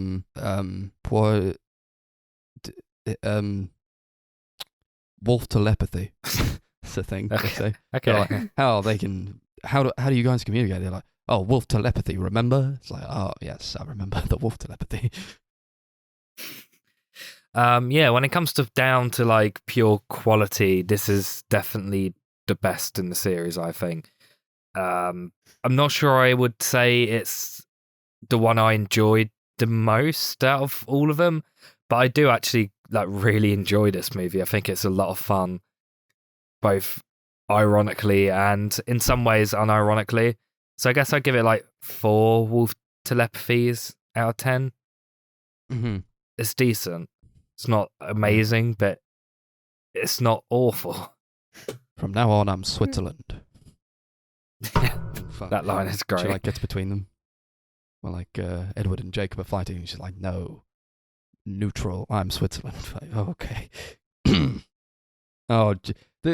Like Charlie and Bella have like that interaction where like Bella has to admit to him that she's a virgin, and he's like, she leaves, and then it's just like Charlie saying to himself, "A virgin." I'm liking Edward a little bit more now. And he like bites into a Charlie. sandwich, and it's just weird. That's a weird moment. Thank God. Okay, yeah. So brilliant movie, fantastic, love it to pieces. Enjoyment rating, I'll say. In terms of enjoyment, 10 out of 10. Bloody brilliant movie. It's fantastic. But real rating, 3. 3 wolf telepathies out of 10, because it's not great. No, But I mean, it's not the worst, is it? it's still not the worst. I mean, No. personally, I kind of I'm with Chris on this one. Like, it's the one I liked the most, but not the one I enjoyed the most, because honestly, that first Twilight film is actually golden. And if you only watch one of the films, it has to be that one because it's funny as fuck. But no, I mean, like, I guess this one gets the highest rating I have, because what are we even rating it out of? I actually don't know. Wolf telepathies. Oh, fucking hell, I can barely speak, get alone. I'm going to give this 4 wolf telepathies out of 10. Epic. Yeah. Oh yeah, on I have the, to do the this one. two-part, yeah. Yeah, there's Two-parter. 2 more left, man. There's 2 more. Yeah, so the next movie, Breaking Dawn, came in that period of time where every single book adaptation, like the last film in a series, had to be a 2-parter. It was like started with Harry I don't remember Potter. this. Oh, Then yeah. everything did it, like they did it with The Hobbit. They put that into like a 3-parter. Like it was a big thing. So yeah, you got Breaking Dawn Part 1. In this film, starts off with Bella and Edward getting married, and on their honeymoon, basically Bella gets pregnant with a vampire baby that is slowly sucking the life out of her, eating like all of her energy. And the film's kind of all about Jacob getting angry and saying, "I'm not gonna. If she dies, I'm gonna kill you." And there's like this big like argument between him and Edward because of that. There's just a bunch of crazy shit going on in This this feels movie. fucking hellish.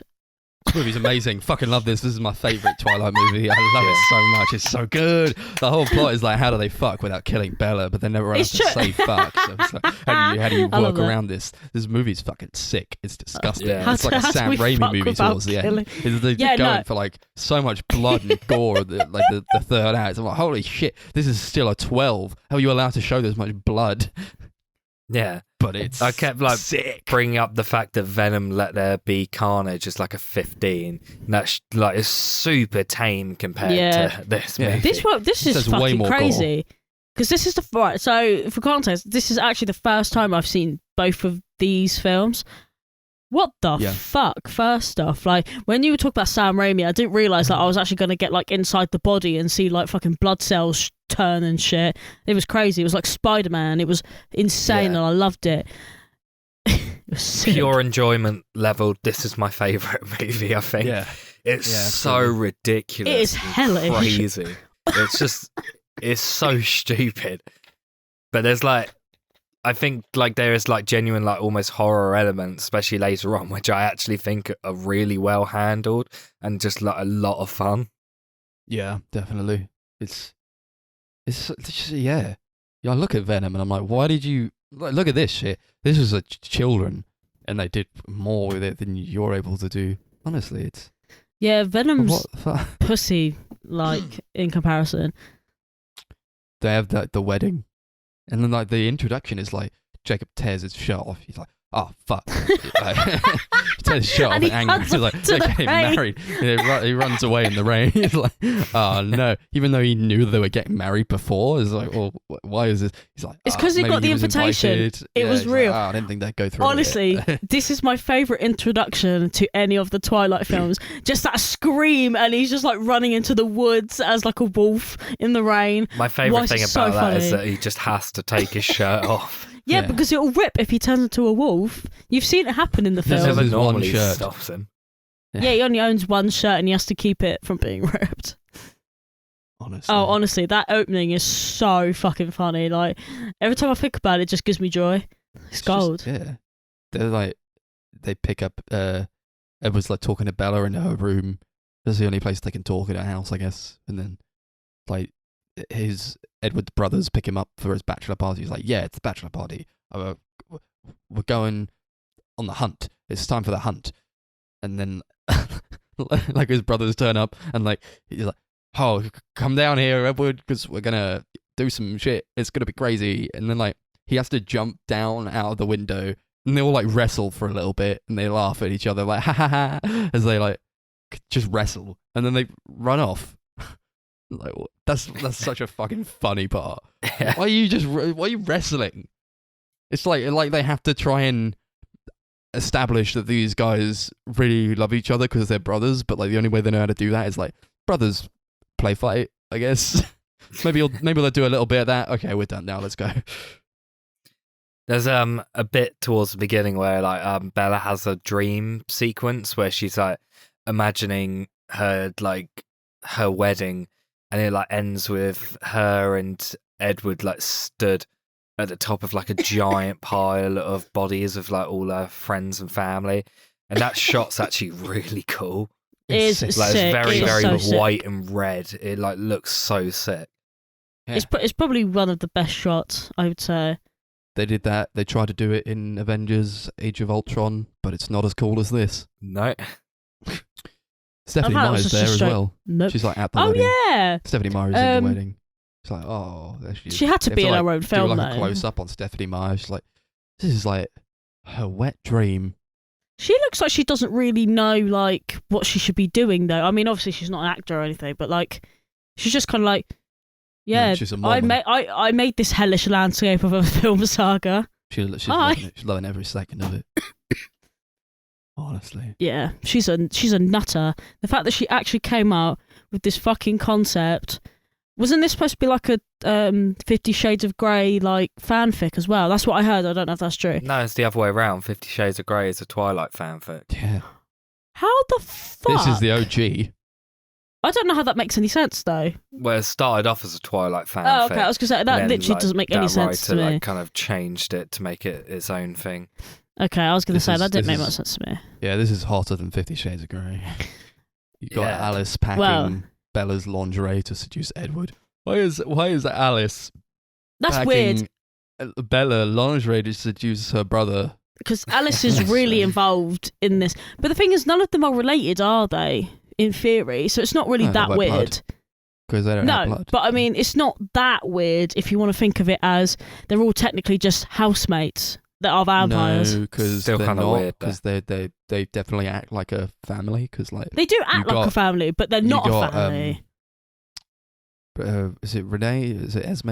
I think it's Esme and Carlisle, who are clearly the parental figures of Oh the yeah. Cullen clan, and the rest of their kids. So Does yeah, she work? Does that bitch work? That Esme? Because she like, doesn't need to because Carlisle's fucking rich as shit. literally, he's the richest he doctor buys in the them world. an island. He buys them an island. He What? buys them an island, He's guys. like, yeah, they're on like a fucking speedboat. Ed was like acting so cool. He's like, yeah, oh, what's that? That's an island, babe. Don't worry, my dad just bought it for us. It's a gift from Carlisle. It's a honeymoon present. It's like, what the fuck? Yeah, but the thing What is, the even fuck? even Bella comes up to this island. She's like, what? Yeah, and they've got like two maids who like work there who like think that Edward's a killer. Like they kind of know that Edward's a vampire. Well, And, he does like, have that vibe. they keep like I'm not coming in gonna to lie. check on Bella to make sure he hasn't killed her. Yeah. Oh dear. He's like breaks the bed. Because the fucking's just too powerful. Oh, and then Like- there's that shot like later on where like you just see the whole bed is fucked. Yeah. Like all of it is just done. Yeah, He's And like, she's- it's not like She he looks was- so smug. She's like, yeah. It's not even like he was doing anything hardcore. He was just like normal missionary, and he like yeah. ripped half the wall off. Well, yeah, he's a power virgin. He like he doesn't know what he's Yeah, doing. they're both virgins. Like, what does he know? Yeah, why was he on? He was on the top. What was he planning to do? Flap like that. Just fuck her out of existence. Literally, he's a hammer, mate. He's literally a power drill. But it's like his whole like problem in this movie is that he can't do it anymore because like he'll hurt her, or like she gets out of it. She's like, yeah, She's I'm not bothered. completely fine. She looks absolutely happy fine. about She's it. got a couple of scrapes and bruises, but if you don't have that, really, are you doing it right? And he's just like, no, I'll hurt her. We have to play chess on the beach now. Have to distract ourselves. She has like a dream where like they have sex, and like the next day she's like crying because he won't have sex with her. Yeah. Like, bro. Imagine. Are you looking at her? Are you even paying attention to what's in front of you? She's like constantly trying to seduce him. He's like, haha, you won't fool me. Like, what? And then eventually he gives in and she gets pregnant. Yeah. Yeah. Yeah, but that could have happened from the first time, to be fair. It could have done, but I feel like they imply it happened the second time. I think that bit where she's eating the chicken is fucking grim because it feels too real. Like, that's the only part of the series that felt real to me, was her just tucking into raw chicken. Yeah. No spice, no herbs or anything, just chicken. No, vile. I hated the worst meat possible. It felt real. Oh, honestly. And they like, it is weird, and it is quite Raimi-esque in a way, with the way they try to portray the fact that she's pregnant.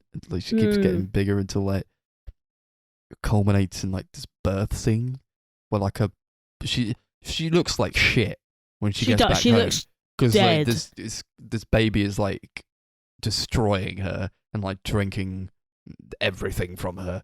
She looks so gaunt and like skeletal. Oh, holy shit. This is a 12? Really? This is like a scene where like she gets out of the shower and her back cracks backwards, and like her whole body like goes into like this weird fucking like right angle shape, and she like has to collapse onto the floor and like spills her blood milkshake. Yeah, it looks fucked up. And the effects are actually really good. They are. Like, they're so good. convincing. Like, it's obviously a mixture of makeup effects and CGI, but it all looks really, really good. Yeah, like, I can't imagine Kristen Stewart lost, like, I don't know, that much weight, you know what I mean? It's like basically all of her body weight. Yeah, like, it just isn't possible. I mean, it is possible, obviously, but I mean, not like that. I mean, there are various health and safety regulations in place. Yeah. So that doesn't have to happen, you know. But the CGI looks very good. Yeah, really good stuff. Yeah, it's I just believable. love that the honeymoon was cut short because Edward's cum was too powerful. I like the fact that he kind of stands there when she's on the phone, like, I might be pregnant, and he's just like, oh no, like, you know, he's like doing the twiddles, like, oh. It feels weird talking about this movie in this way, because it's quite, I don't know, vulgar maybe, but this is what happens in the movie. This is a weird fucking movie for a child. I don't think people realize. Yeah, children could watch this. This is it. If you were really into this movie when, like, I don't know, maybe you were 9 or 10 at the time of release, you could go and see this movie if your parent took you, and that probably happened a lot. Yeah. Imagine seeing this movie when you're fucking 12 years old. 10 years old even. Do you know what I could imagine? This would be traumatizing. If this was in today's sort of climate, you can imagine like the mums on WhatsApp going, don't take your children to see Breaking Dawn. There are too many adult themes. There's so much blood. There's so much blood, and I love it. I think it's brilliant. But for a child, I don't know. No. Yeah, it obviously would make sense for like a film series that runs over like years. Like, if it starts off like child friendly, for it to end up like more violent and graphic, because the audience grows along with the film. Yeah, exactly. Like look at the Harry Potter movies. Like the first like 3 or 4, they're like very, very child friendly. But as like the actors grow up, they become a lot darker and a lot more serious and a lot more like more. So like the first 3 of those movies audiences. are PG, and then the rest are 12. Yeah. And like, especially when you get to like the last couple movies, they're really dark and quite violent. Yeah. That makes sense because there's like, so it's 7 of them, isn't it? There were 8 movies. 8. Yeah. So this like was over like 10 years. This was like over 4 years. So it's like, if you were a kid when the first film came out, you're probably still going to be a fairly kid young when still, like yeah. this one comes out. Ah, why does she look like that, mummy? There's I've so got to much admit, that blood. that is She's literally dead. so... How hellish that must be for a child to see. Yeah. And we know she's not dead, but they try to imply that Yeah. she is dead. But it's like, what's in part one? You know, Yeah, of course there's she's not like gonna die. there's like a scene where Edward's like trying to perform CPR on her corpse, and she's like just there, completely lifeless, skeletal. And he's like trying to like bring her back to life. I'm not gonna lie, It's that like- gave me... That was the ick. It would that be so traumatizing watching that as a kid. That gave me the ick. That was really gross. But the thing, obviously, yeah, because we obviously know that she's okay. But Mm. if this was like, yeah, this is the first one to come out of two. Imagine watching that in the cinema and being like, holy fuck. This is the only movie where I feel like Edward cares about Bella. Yeah. Do you know what? He actually it's calls her true, baby though. in this. I'm like, that's the first time you've called her like a pet name. I think the thing about that is that we're always shitting on Jacob, you know, because he's like a young'un and, you know, like they're obviously not good together or they're not going to get together because that's weird. But like, I actually think Jacob gives a fuck ton more about Bella than Edward ever did in the whole of these films. Yeah, definitely. How dare he? Yeah. How dare Edward be like, oh no, I only care about you now because you're dead. But Shut maybe up. that's just a wolf thing. In the whole argument between who she should be with, I would pick Jacob if he was of age. I would. The I would only 100% reason I wouldn't pick pick Jacob. him is because he was underage. And do you know why? Because Jacob is... I think he seems to be like the most sound... He's like the youngest, but he also seems to be the most... He seems like the most mature as well, doesn't he? Like, he just seems like he's there. Edward's not there. He's No. 109 and he's not there. Yeah. No, he's like an incel. Oh, He he's is. really fucking annoying. Don't get me wrong. He's like, how dare you go out with this Chad? Am I not good enough for Like you? he should just kind of leave her alone, but he doesn't, and then it ends up with like. Yeah, he never him- respects her boundaries, like, kind of- ever. They introduced imprinting in the last movie, where like a werewolf sees a person, like they lock eyes, and then they're but bros forever, best bros forever, or something. And in the last movie, they kind of, or maybe it was New Moon even, where like they're like a No, I think it was established as, like, Eclipse, actually. it's like they're like a protector of that person, or like they love them, like into like romantically entwined. I think they're supposed to be hinting at in the last movie. But so when Bella has this baby, he like locks eyes with the baby, and he imprints on the baby, and they have to retroactively make Taylor Lautner do a voiceover where he says, "You'd be anything for her, a friend, a brother, a protector," and it's just so as not to make it seem like he's a nonce. Yeah, it's Because like, that's basically, oh, and then they have to be like, "Oh fuck, we forgot about that," so we have to retroactively do something in order to make it not seem like he Yeah, wants to have sex with a baby. I actually did like that. They were like, oh, wait. Just because they're imprinting doesn't mean it has to be sexual. It can be not sexual. I think it's my favourite stupid decision in the whole series. I think Like, funny. it's the glorious. first time I watched it, I actually like cried with laughter and had to like it's pause so the film because I couldn't stupid. stop laughing. I thought it was so ridiculous. Actually, no. One of my favourite bits is a line that Bella says in the next film, because it was just like, whoa, that is fucking like left field, man. She's fucking, oh man, this The film. baby looks awful, man. Oh my Yeah. God. And it continues to look awful for the rest of the series, pretty much. It's not a real baby. Yeah, it's And all they CGI. Yeah, it's all CGI, and even like because the child is like growing rapidly, they can't introduce an actor. Oh no, they still have to like as it grows, just keep it being CGI. Yeah, the thing Whereas is, I almost Yes. feel like but I the would just baby like look. maybe them to have an actor there, or just Yeah, like but the different baby looks actors that real. look kind of similar. The face just doesn't look real. The baby does not Yeah. look real. No, like the body of the baby looks real, but the face Well, doesn't it's look real. what do you? It's a lump. No. What? Yeah, they No, probably I meant a bit like further on when like it imagine actually it's like like a a doll doll. or something, Yeah. or like Yeah. maybe like they had another baby and they put CGI over it to make it look more like the 10-year-old actress that they hire.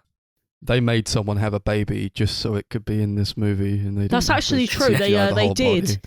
Someone was Yeah. so dedicated to the Twilight Saga that they had a baby just for this film. Whew. That birth scene is actually straight up a horror movie.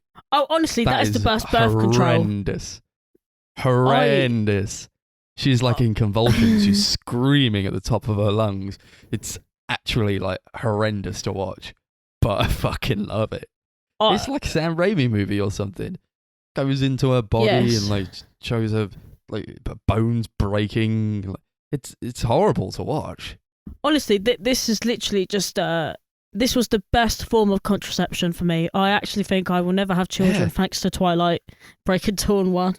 It's weird that like a lot of the film it feels like it's kind of almost about like this pro-life and pro-choice argument. Like you got like all the people in the family like are kind of split, where like half of them are calling the baby like a fetus, and like I think you got Rosalie who's Yeah, like it's a baby, not a fetus, and like say the word. The baby. yeah. Kind of made me want to punch her, to be cool, honest. She was okay. very annoying in this film. And they're showing how this like baby is just completely destroying Bella to the point where it kills her. I feel like that's kind of like meant to be a metaphor for having kids as well. And it's just What, like that they it's all drain the really life out of you? strange. Yeah, exactly. Jesus, that's a dark thought.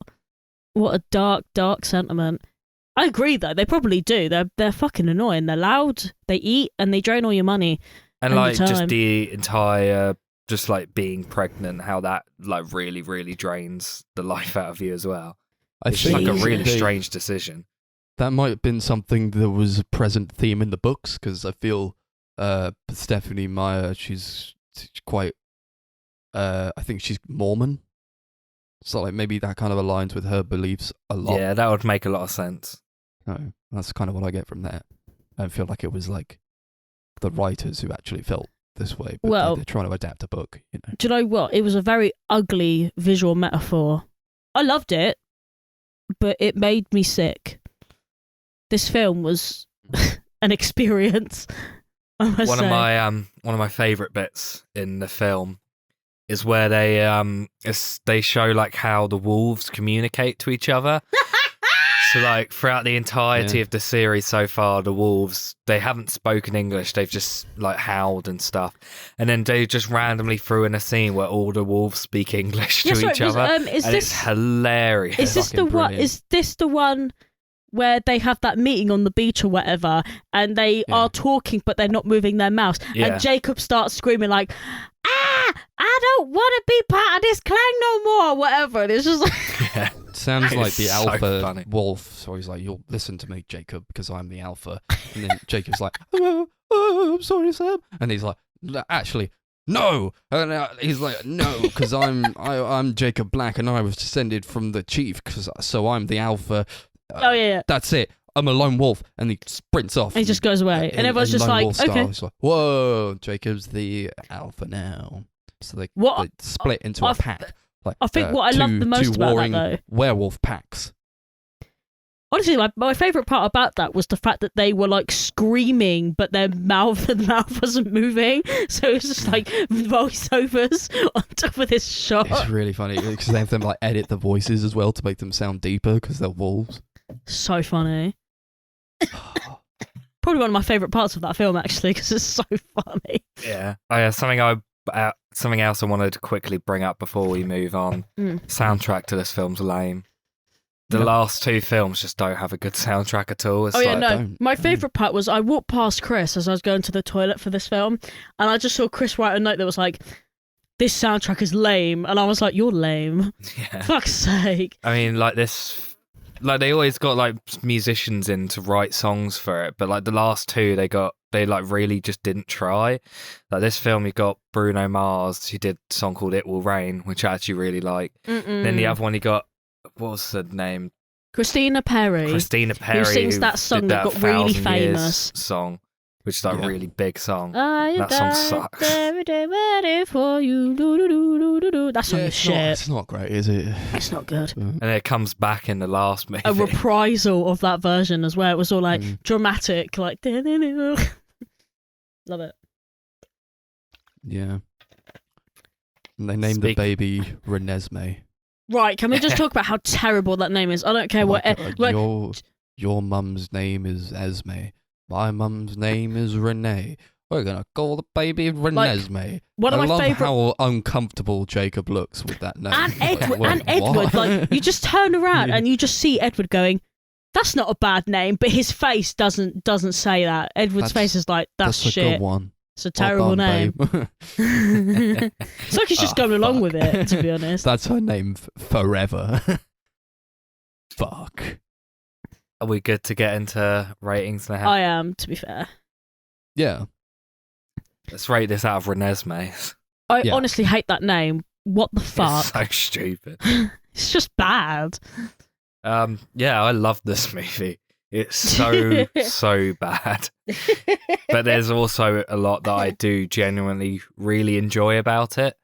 I guess I give this one like 2 Renesmees out of 10. Like, but again, that's if I was like rating it critically. Pure enjoyment is like easily a 10. Do you know It's what? so fun. I actually kind of resent you for making it out of Rosette. See, I can't even say the fucking name. Renesmee. Resent maze. Yeah. Resent maze. So yeah, it's awesome. This is a fantastic movie. I love it. Honestly, it's so fucking funny. I'm having the time of my life with this one. It's super gory. It's really not appropriate for the audience that it's going for, but I love it. It's appropriate for me. There's like a post-credit scene for like a girl called Bianca, who's like a receptionist for the Volturi, dies because she has a letter and she spelled Carlisle wrong. But like Arrow's like, Michael Sheen's just like, yeah, there's an S in Carlisle, and then they have to kill her. Yes, love it. I don't know why Bella didn't try going on top, because that probably could have solved their issues. It could have solved a lot of Apparently, problems. Apparently, they filmed a scene where she went on top and it got rated an R in America, so they had to cut it out and reshoot it with Edward on top. Sorry? What the fuck? That makes no sense. Let me just I'll just scream. Yeah, Apparently, her thrusting was too sexual. when a man's on top, it's fine, but when a woman's on top, it's a bit. This sex scene is getting a bit too sexual. So Yeah. yes, I definitely understand that. So yeah, brilliant movie, fantastic, love it with all my heart. I'll give it a 10 out of 10 on enjoyment, but I suppose I'd give it like a 4 Renesmees out of 10 for real, because it is brilliant. Yeah. I do love it, and it's not like, I feel like it's just genuinely the best one of the lot. IMO. Sorry, I just took a sneeze then it like winded me. Like I couldn't breathe for a second. I don't really know what to say about this one, to be honest, because I think I've just spoken about how like hilarious but hellish it is. I still resent the fact that her name is Renesmee. Oh, see, I had to think about that one for a second. I nearly said it wrong again. However, though, actually, this is probably the one that I enjoyed the second most, according to Letterboxd, which must have been a thing because I put this down like the second after it finished. So, I give it a free resentful Renesmees out of 10. Epic. Lovely. So at the end of that movie, there's like a part where Bella opens her eyes and she's a vampire now because Edward bit her a bunch and injected his venom into her, and now she's a vampire. So she's a vampire now. And in Breaking Dawn Part 2, which came out, I suppose, the year after, which was 2012. It was also still directed by Bill Condon. So this one's like she's got a daughter and she's happy, and Edward is there, and I guess it's like she wakes up and someone kind of misinforms the Volturi that Renesmee is an immortal. So like, the Volturi are, we're gonna kill this child, and also Bella and Edward because you did it. You did the deed. And it's awesome. It's fucking hilarious again. Love it. But it's literally a lot of stupid shit in this movie. Really stupid stuff going on. Probably my favorite line ever is that bit where where Jacob was like, "Oh, I didn't mean to imprint on Ness, but it happened," or something, and then Bella's like, "You named my daughter after the Loch Ness monster," and like goes to kill him, and it's like really fucking funny for some reason. I don't know why that was so funny. It was like iconic, but that's pretty much the only bit that I liked about this film, to be honest. I didn't really like this one, if I'm totally honest. Right, now I'll be honest, we did watch 3 films in a row and they're all extremely long. I don't know if it was because I was tired and I just didn't care anymore, or whether because I genuinely didn't like it. So I'm going to sit this one out for the most part and let you guys sort of hash it out, and then I'll come in, because I was just tired at that point. I think everyone was, to be fair. I just didn't enjoy it as much. It just kind of got on my nerves, to be honest.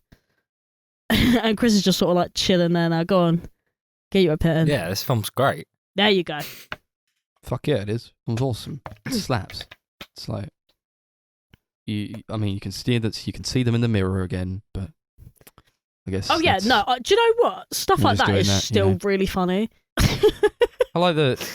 Was it Irina who like tattletales on them? She's like, I should go to the Volturi. Yeah, little snake. Like, they did some shit, and then like Bella sees Irina like with her super vampire vision across like a forest, and like she calls out to her, and she's like, "Oh, Irina, I know you." And instead of like, rather than having a conversation with Bella, Irina just like runs away and throws herself into the ocean and like fucking straight up Aquaman's it from America to Italy just to report Bella and Edward for having a baby. It's absolutely you said hilarious. It was relatable though. It's really relatable. Who the fuck wants to have a conversation with Bella? She's the most dull character going. She is so boring, like legitimately, what the fuck? Yeah. There's like a bit right at the beginning when she like finally wakes up and like Bella and Edward go running through the woods. Yeah. And the like effects are so bad that we were all like laughing out loud. I can see it in terrible. my own head right now. Wonderful. Yeah, it's glorious. Like the quick effects. Yeah, like staring at each other, smiling as they're running in slow motion. Yeah, they're happy. And like the backgrounds just look terrible. They're happy to be, vampires together. And then like, because it's the first hunt, Bella has to drink some blood. She's got to feed, and this whole sequence where like she's about to kill a man, but then she doesn't, and then she sees the deer again, and oh, what's that? There's a mountain lion coming out of nowhere to kill the deer, and she's like, fuck. So the mountain lion's jumping across in the air, and she like just straight up goes into the air and tackles the mountain lion out of the air and kills it. Like, whoa, so cool. They think that was so epic. They think that was like such a great scene. They're like, I could tell, but it is because it's really funny. I feel like most of this movie is almost like an Avengers like recruitment thing, where they're like trying to like people from different powers and stuff. People like that are vampires together just in case they have to like fight the Volturi. That's like pretty much the majority of the movie. They get them all together and they're like, "What's your vampire power?" And they're all show off their vampire powers. Rami Malek's here. He's like the Avatar. What a he dude! Can control the elements. I love him. You got some British geezer. You got Lee Pace. Fucking Lee Pace is holy shit. Like someone who's like who has the power of tasers, I guess. And then because Bella's power vampire now, so she has to have her own power, and her power is akin to that of Rogue from X-Men, where she takes other people's powers away by emitting a force field of anti-power. Yeah, it's like just the lamest power she should have got. It is pretty shit, to be honest. But I think the kid has the worst power ever. Like, your power is just to retrieve memory. Brilliant. Anyone can fucking do that. I've got the power. Actually, no, I don't. You guys might, but I don't have that power. Retrieve memory is not something I can do. Yeah. Pikachu, use retrieve memory. Like, show like a slideshow of like just things you've done. Sorry, you just reminded me of the end of the film where she's like, well, Bella's like, oh, Edward, do you want to see something? And it's just like a montage of clips from the saga. Whoa, how did you do that? Oh, I don't know. But yeah, I feel like those recruitment sequences, it takes up so much of the film and it's really, really repetitive. Yeah. Like That's why I don't like this film. It's so boring. Once or twice they do it, it's like, okay, this makes sense. But then when they've done it like a 10th time, it's just like the same thing again. It's like, why? It like really feels like they're trying to pad out this movie because they didn't have enough material for 2 films. Yeah, honestly, it's nothing really against the film itself, but I found that to be the most boring part of the film. Like, the second they started going into the field and they started chatting about, like, the daughter isn't immortal and all that kind of stuff, that was more interesting than the rest of the film, in my opinion. The last 20 minutes, probably, are the only bits I liked. The rest of it was boring. Even then, it annoyed the shit out of me. But then apparently it annoyed everyone in the world when it came out, so I'm not the only one, I guess. Yeah. I have a problem with this movie in the fact that it nobody of note dies at all. Everyone lived happily ever after, and nobody that you know dies. They have like this big battle at the end, where a bunch of people die. And the problem I had with that, perhaps, was the very unceremonious killing of characters that we've come to know over 5 movies. And at this time, we don't know that this battle is not actually happening and that it's like a premonition that Arrow is seeing. So when they kill off a bunch of these characters that we've already known, like they kill Carlisle, cut his head off, and that's just done. Just a bunch of other people that die, and I don't really know how they die because like they don't care enough to actually make these things moments. But like I already knew that it wasn't actually happening because it's not real. But it when you're watching it for the first time, and like that's the emotion that it wants to elicit from you, is like these characters that you know are dying in front of your eyes. That's not what I get from it. So it's not. It has no weight to it at all. Yeah, maybe they had that thought of, because it wasn't real, it didn't have to be like that. But then why do it in the first place? I feel like, does that make sense?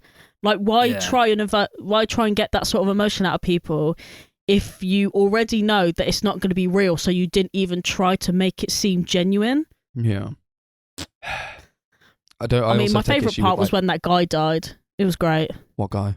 The one who was like low-key kind of suicidal and was just like, finally, I'm gonna die. And I was like, damn. Yeah. One of the Volturi. He's had enough. He's like, this is it. Yeah. And he dies. Yeah, he get cut in half. Poor guy. Also, I don't really like that they like the setting for the battle. It's like, we're here, the big plain of snow. We've found this massive clearing to have our battle. There's just like a bunch of Volturi and a bunch of like the other vampires, and they're all on their different sides. And there's nothing. It's just like a white canvas just to like fight, and it's boring as shit because it does not play around with the environment at all. It's also quite funny that they like you're saying, they're like in this massive field and they're quite far apart from each other, but they're talking as if they're right next to each other. Yeah. Why is that? I can't hear you anymore. Well, you know, because they already established that they have super hearing. I must have missed it. I really must have missed it. Yeah. They aren't idiots. It's not like a Kung Fu Panda 2 moment. Could you imagine that? They're just like screaming at each other. Like, what? Can't hear you. Of course they can hear each other. They're super vampires and they have super hearing. Yeah. There's these the Volturi, they're clearly Arrow. I mean, Michael Sheen is so into it. He's such a fantastic electric actor. And I think he just like decides that since they can't fight for like the reason he wanted to, he'll say that like humans have really powerful technology that is ever evolving, and they're going to destroy us with this new technology, just to try and start a fight that way. He's like, well, I feel like you just wanted to fight, mate. Yeah, it's an interesting ending, I guess. I think it was just like Max just went on like this really long, like descriptive talk, and you were just like, yeah, I guess it ends in a way. I wasn't really sure how to add to that conversation, but I didn't want to just leave it blank. That's all right. Renesmee still looks like shit. I don't know, did they get like a real actor for her? I don't think so. They get a real actor when she's like 10, but like up until then, I think it's like just she's all slowly CGI, aging isn't it CGI, and it still doesn't look good. No, she's riding on the back of a werewolf, so like the CGI wolf with a CGI child on looks pretty bad. It looks really weird, to be fair, especially considering like the size of this wolf, and then like it looks weird. Mm-mm.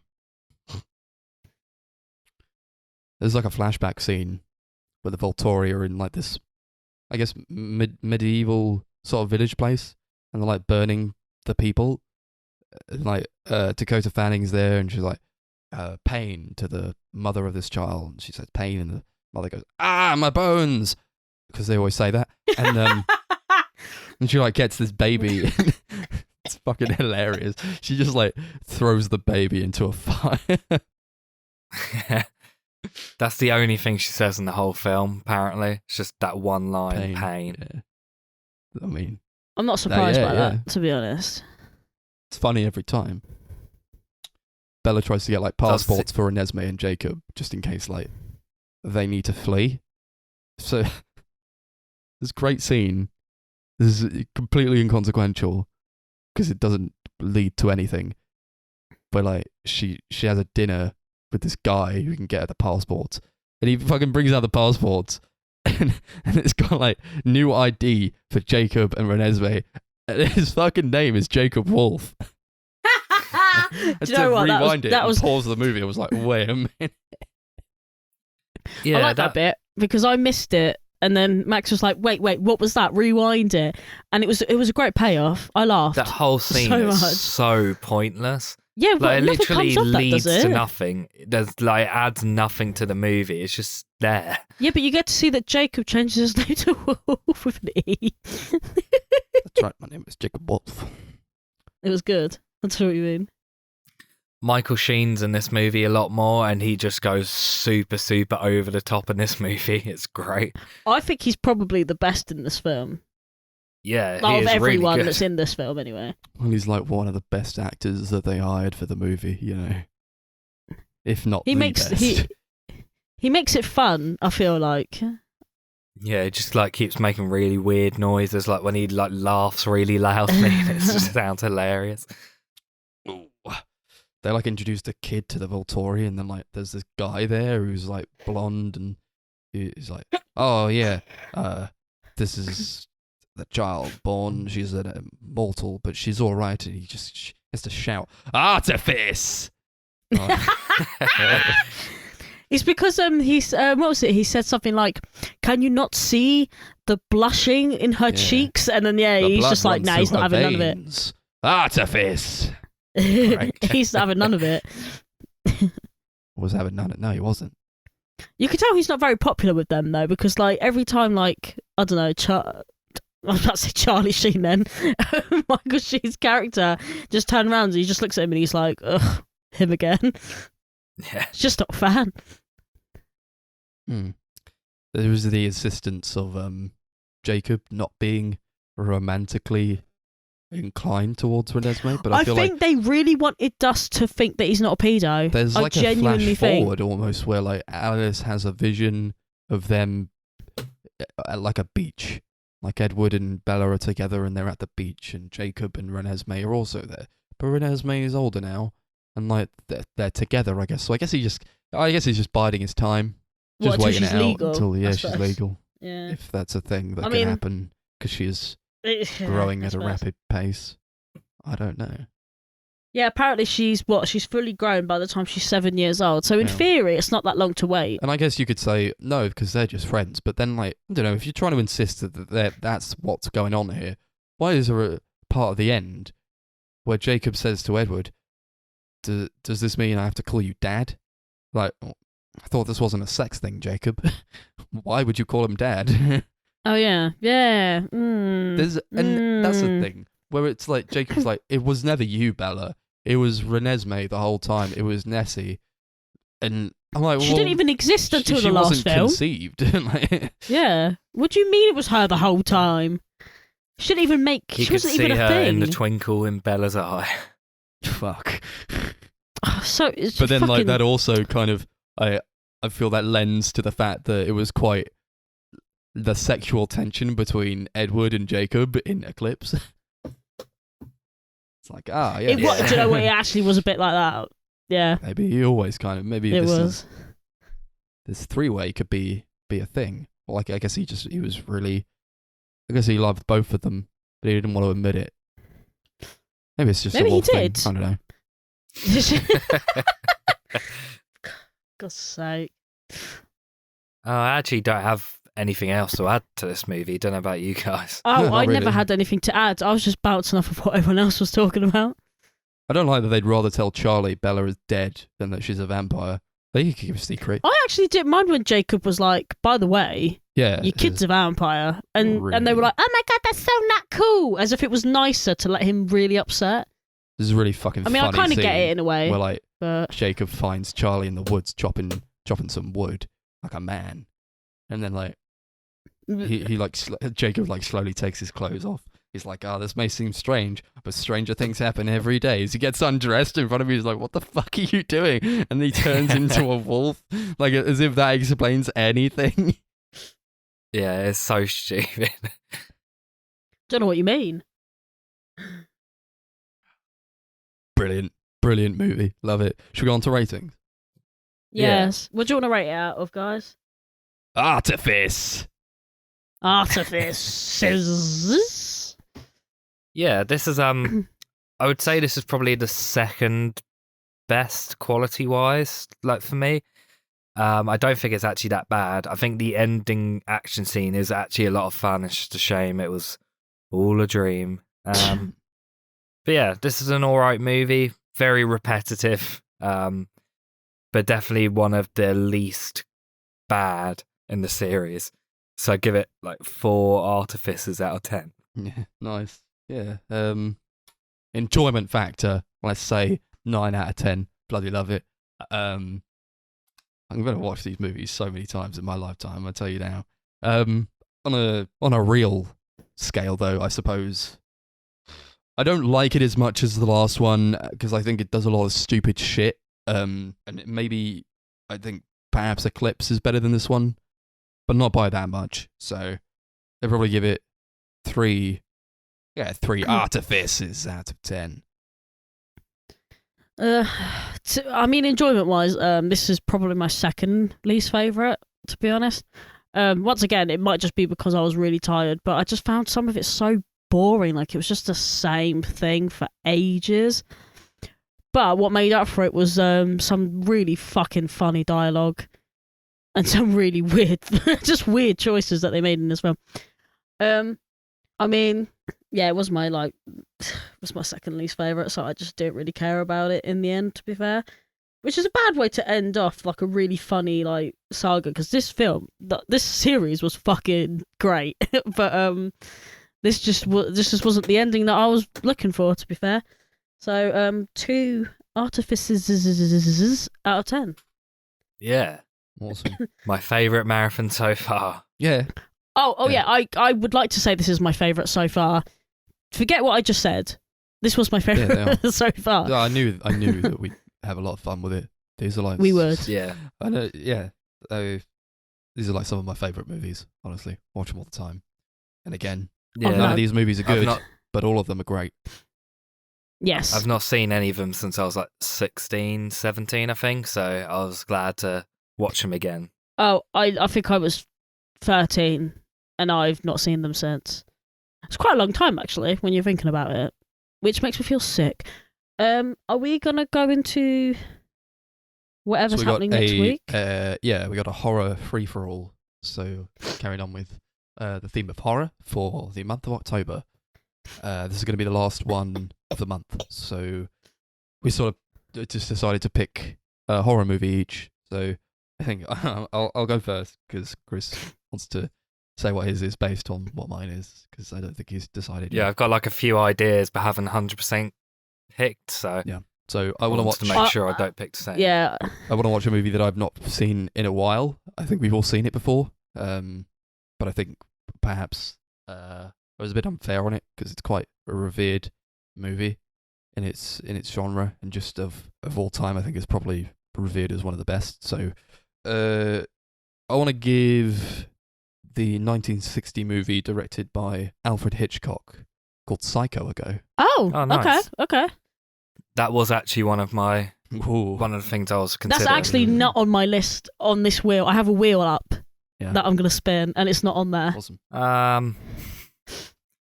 Yeah. So I'm Yeah. waiting for Chris now. I've literally got a wheel ready to go. I'm going to spin it as he's talking. I'm just trying to decide between two movies now. Oh, you're doing it? Just do Ip Dip Do. It's all good. Okay, I'm going to pick a film that I know Max hasn't seen. Okay. This is it's a horror comedy musical. One of my favorite movies of all time. Picking the Rocky Horror Picture Show. Oh, cool. Okay. I don't know if Max will enjoy it at all, Maybe not. but I really love it, so I'm excited I'm spinning my to wheel watch it with you currently. guys. Lovely. Yeah, I've not seen it. I'm excited for that. Okay. The wheel has chosen The Mist. The Mist. That Frank The Darabont. Mist, yes. Yeah. Oh, awesome. Yeah. Nice. Cool. The black and white version or the shit version? I've never actually seen the black and white version, so No, we me could neither. do that. Because I hear yeah, I that didn't one's supposed to specify. be how it is. How Okay, you're Yeah. supposed to we can watch that one. Okay. The we black can and do white that. version of The Mist. Make sure to watch that one then. Okay, cool. Yeah, I didn't specify. I just saw The Mist and went, okay, I'll just pop it down. Awesome. So that's that. Rocky Horror Picture Show, Psycho, and The Mist. That'll be next week on episode 53. Until then, couple episodes time, we've got The Fall, the BBC show. We're going to watch season 1 of that, so be on the lookout and watch that before then. We also have our social media accounts. We've got YouTube, The Sunday Movie Marathon, Twitter, @SundayMoviePod, Facebook, @SundayMovieMarathon, and Letterboxd @SundayMM, capital S, capital MM. What a week. Glad we finally got It's been a great that week. saga done, because God, I love those I also movies. like to just add in this last note that the final film ended just as my birthday had begun, and I feel like that's the best way to start your birthday. Yeah, fresh off the Twilight movies. Brilliant. Yes, exactly it, yes. Wonderful. So, All right. brilliant. Thank you very much for listening. A bit chunky, but Yes. that was to be expected. So, great. Thank you very much. We'll catch you Twilight Forever. next Wahoo! time. Yeah, Twilight Forever. Twilight.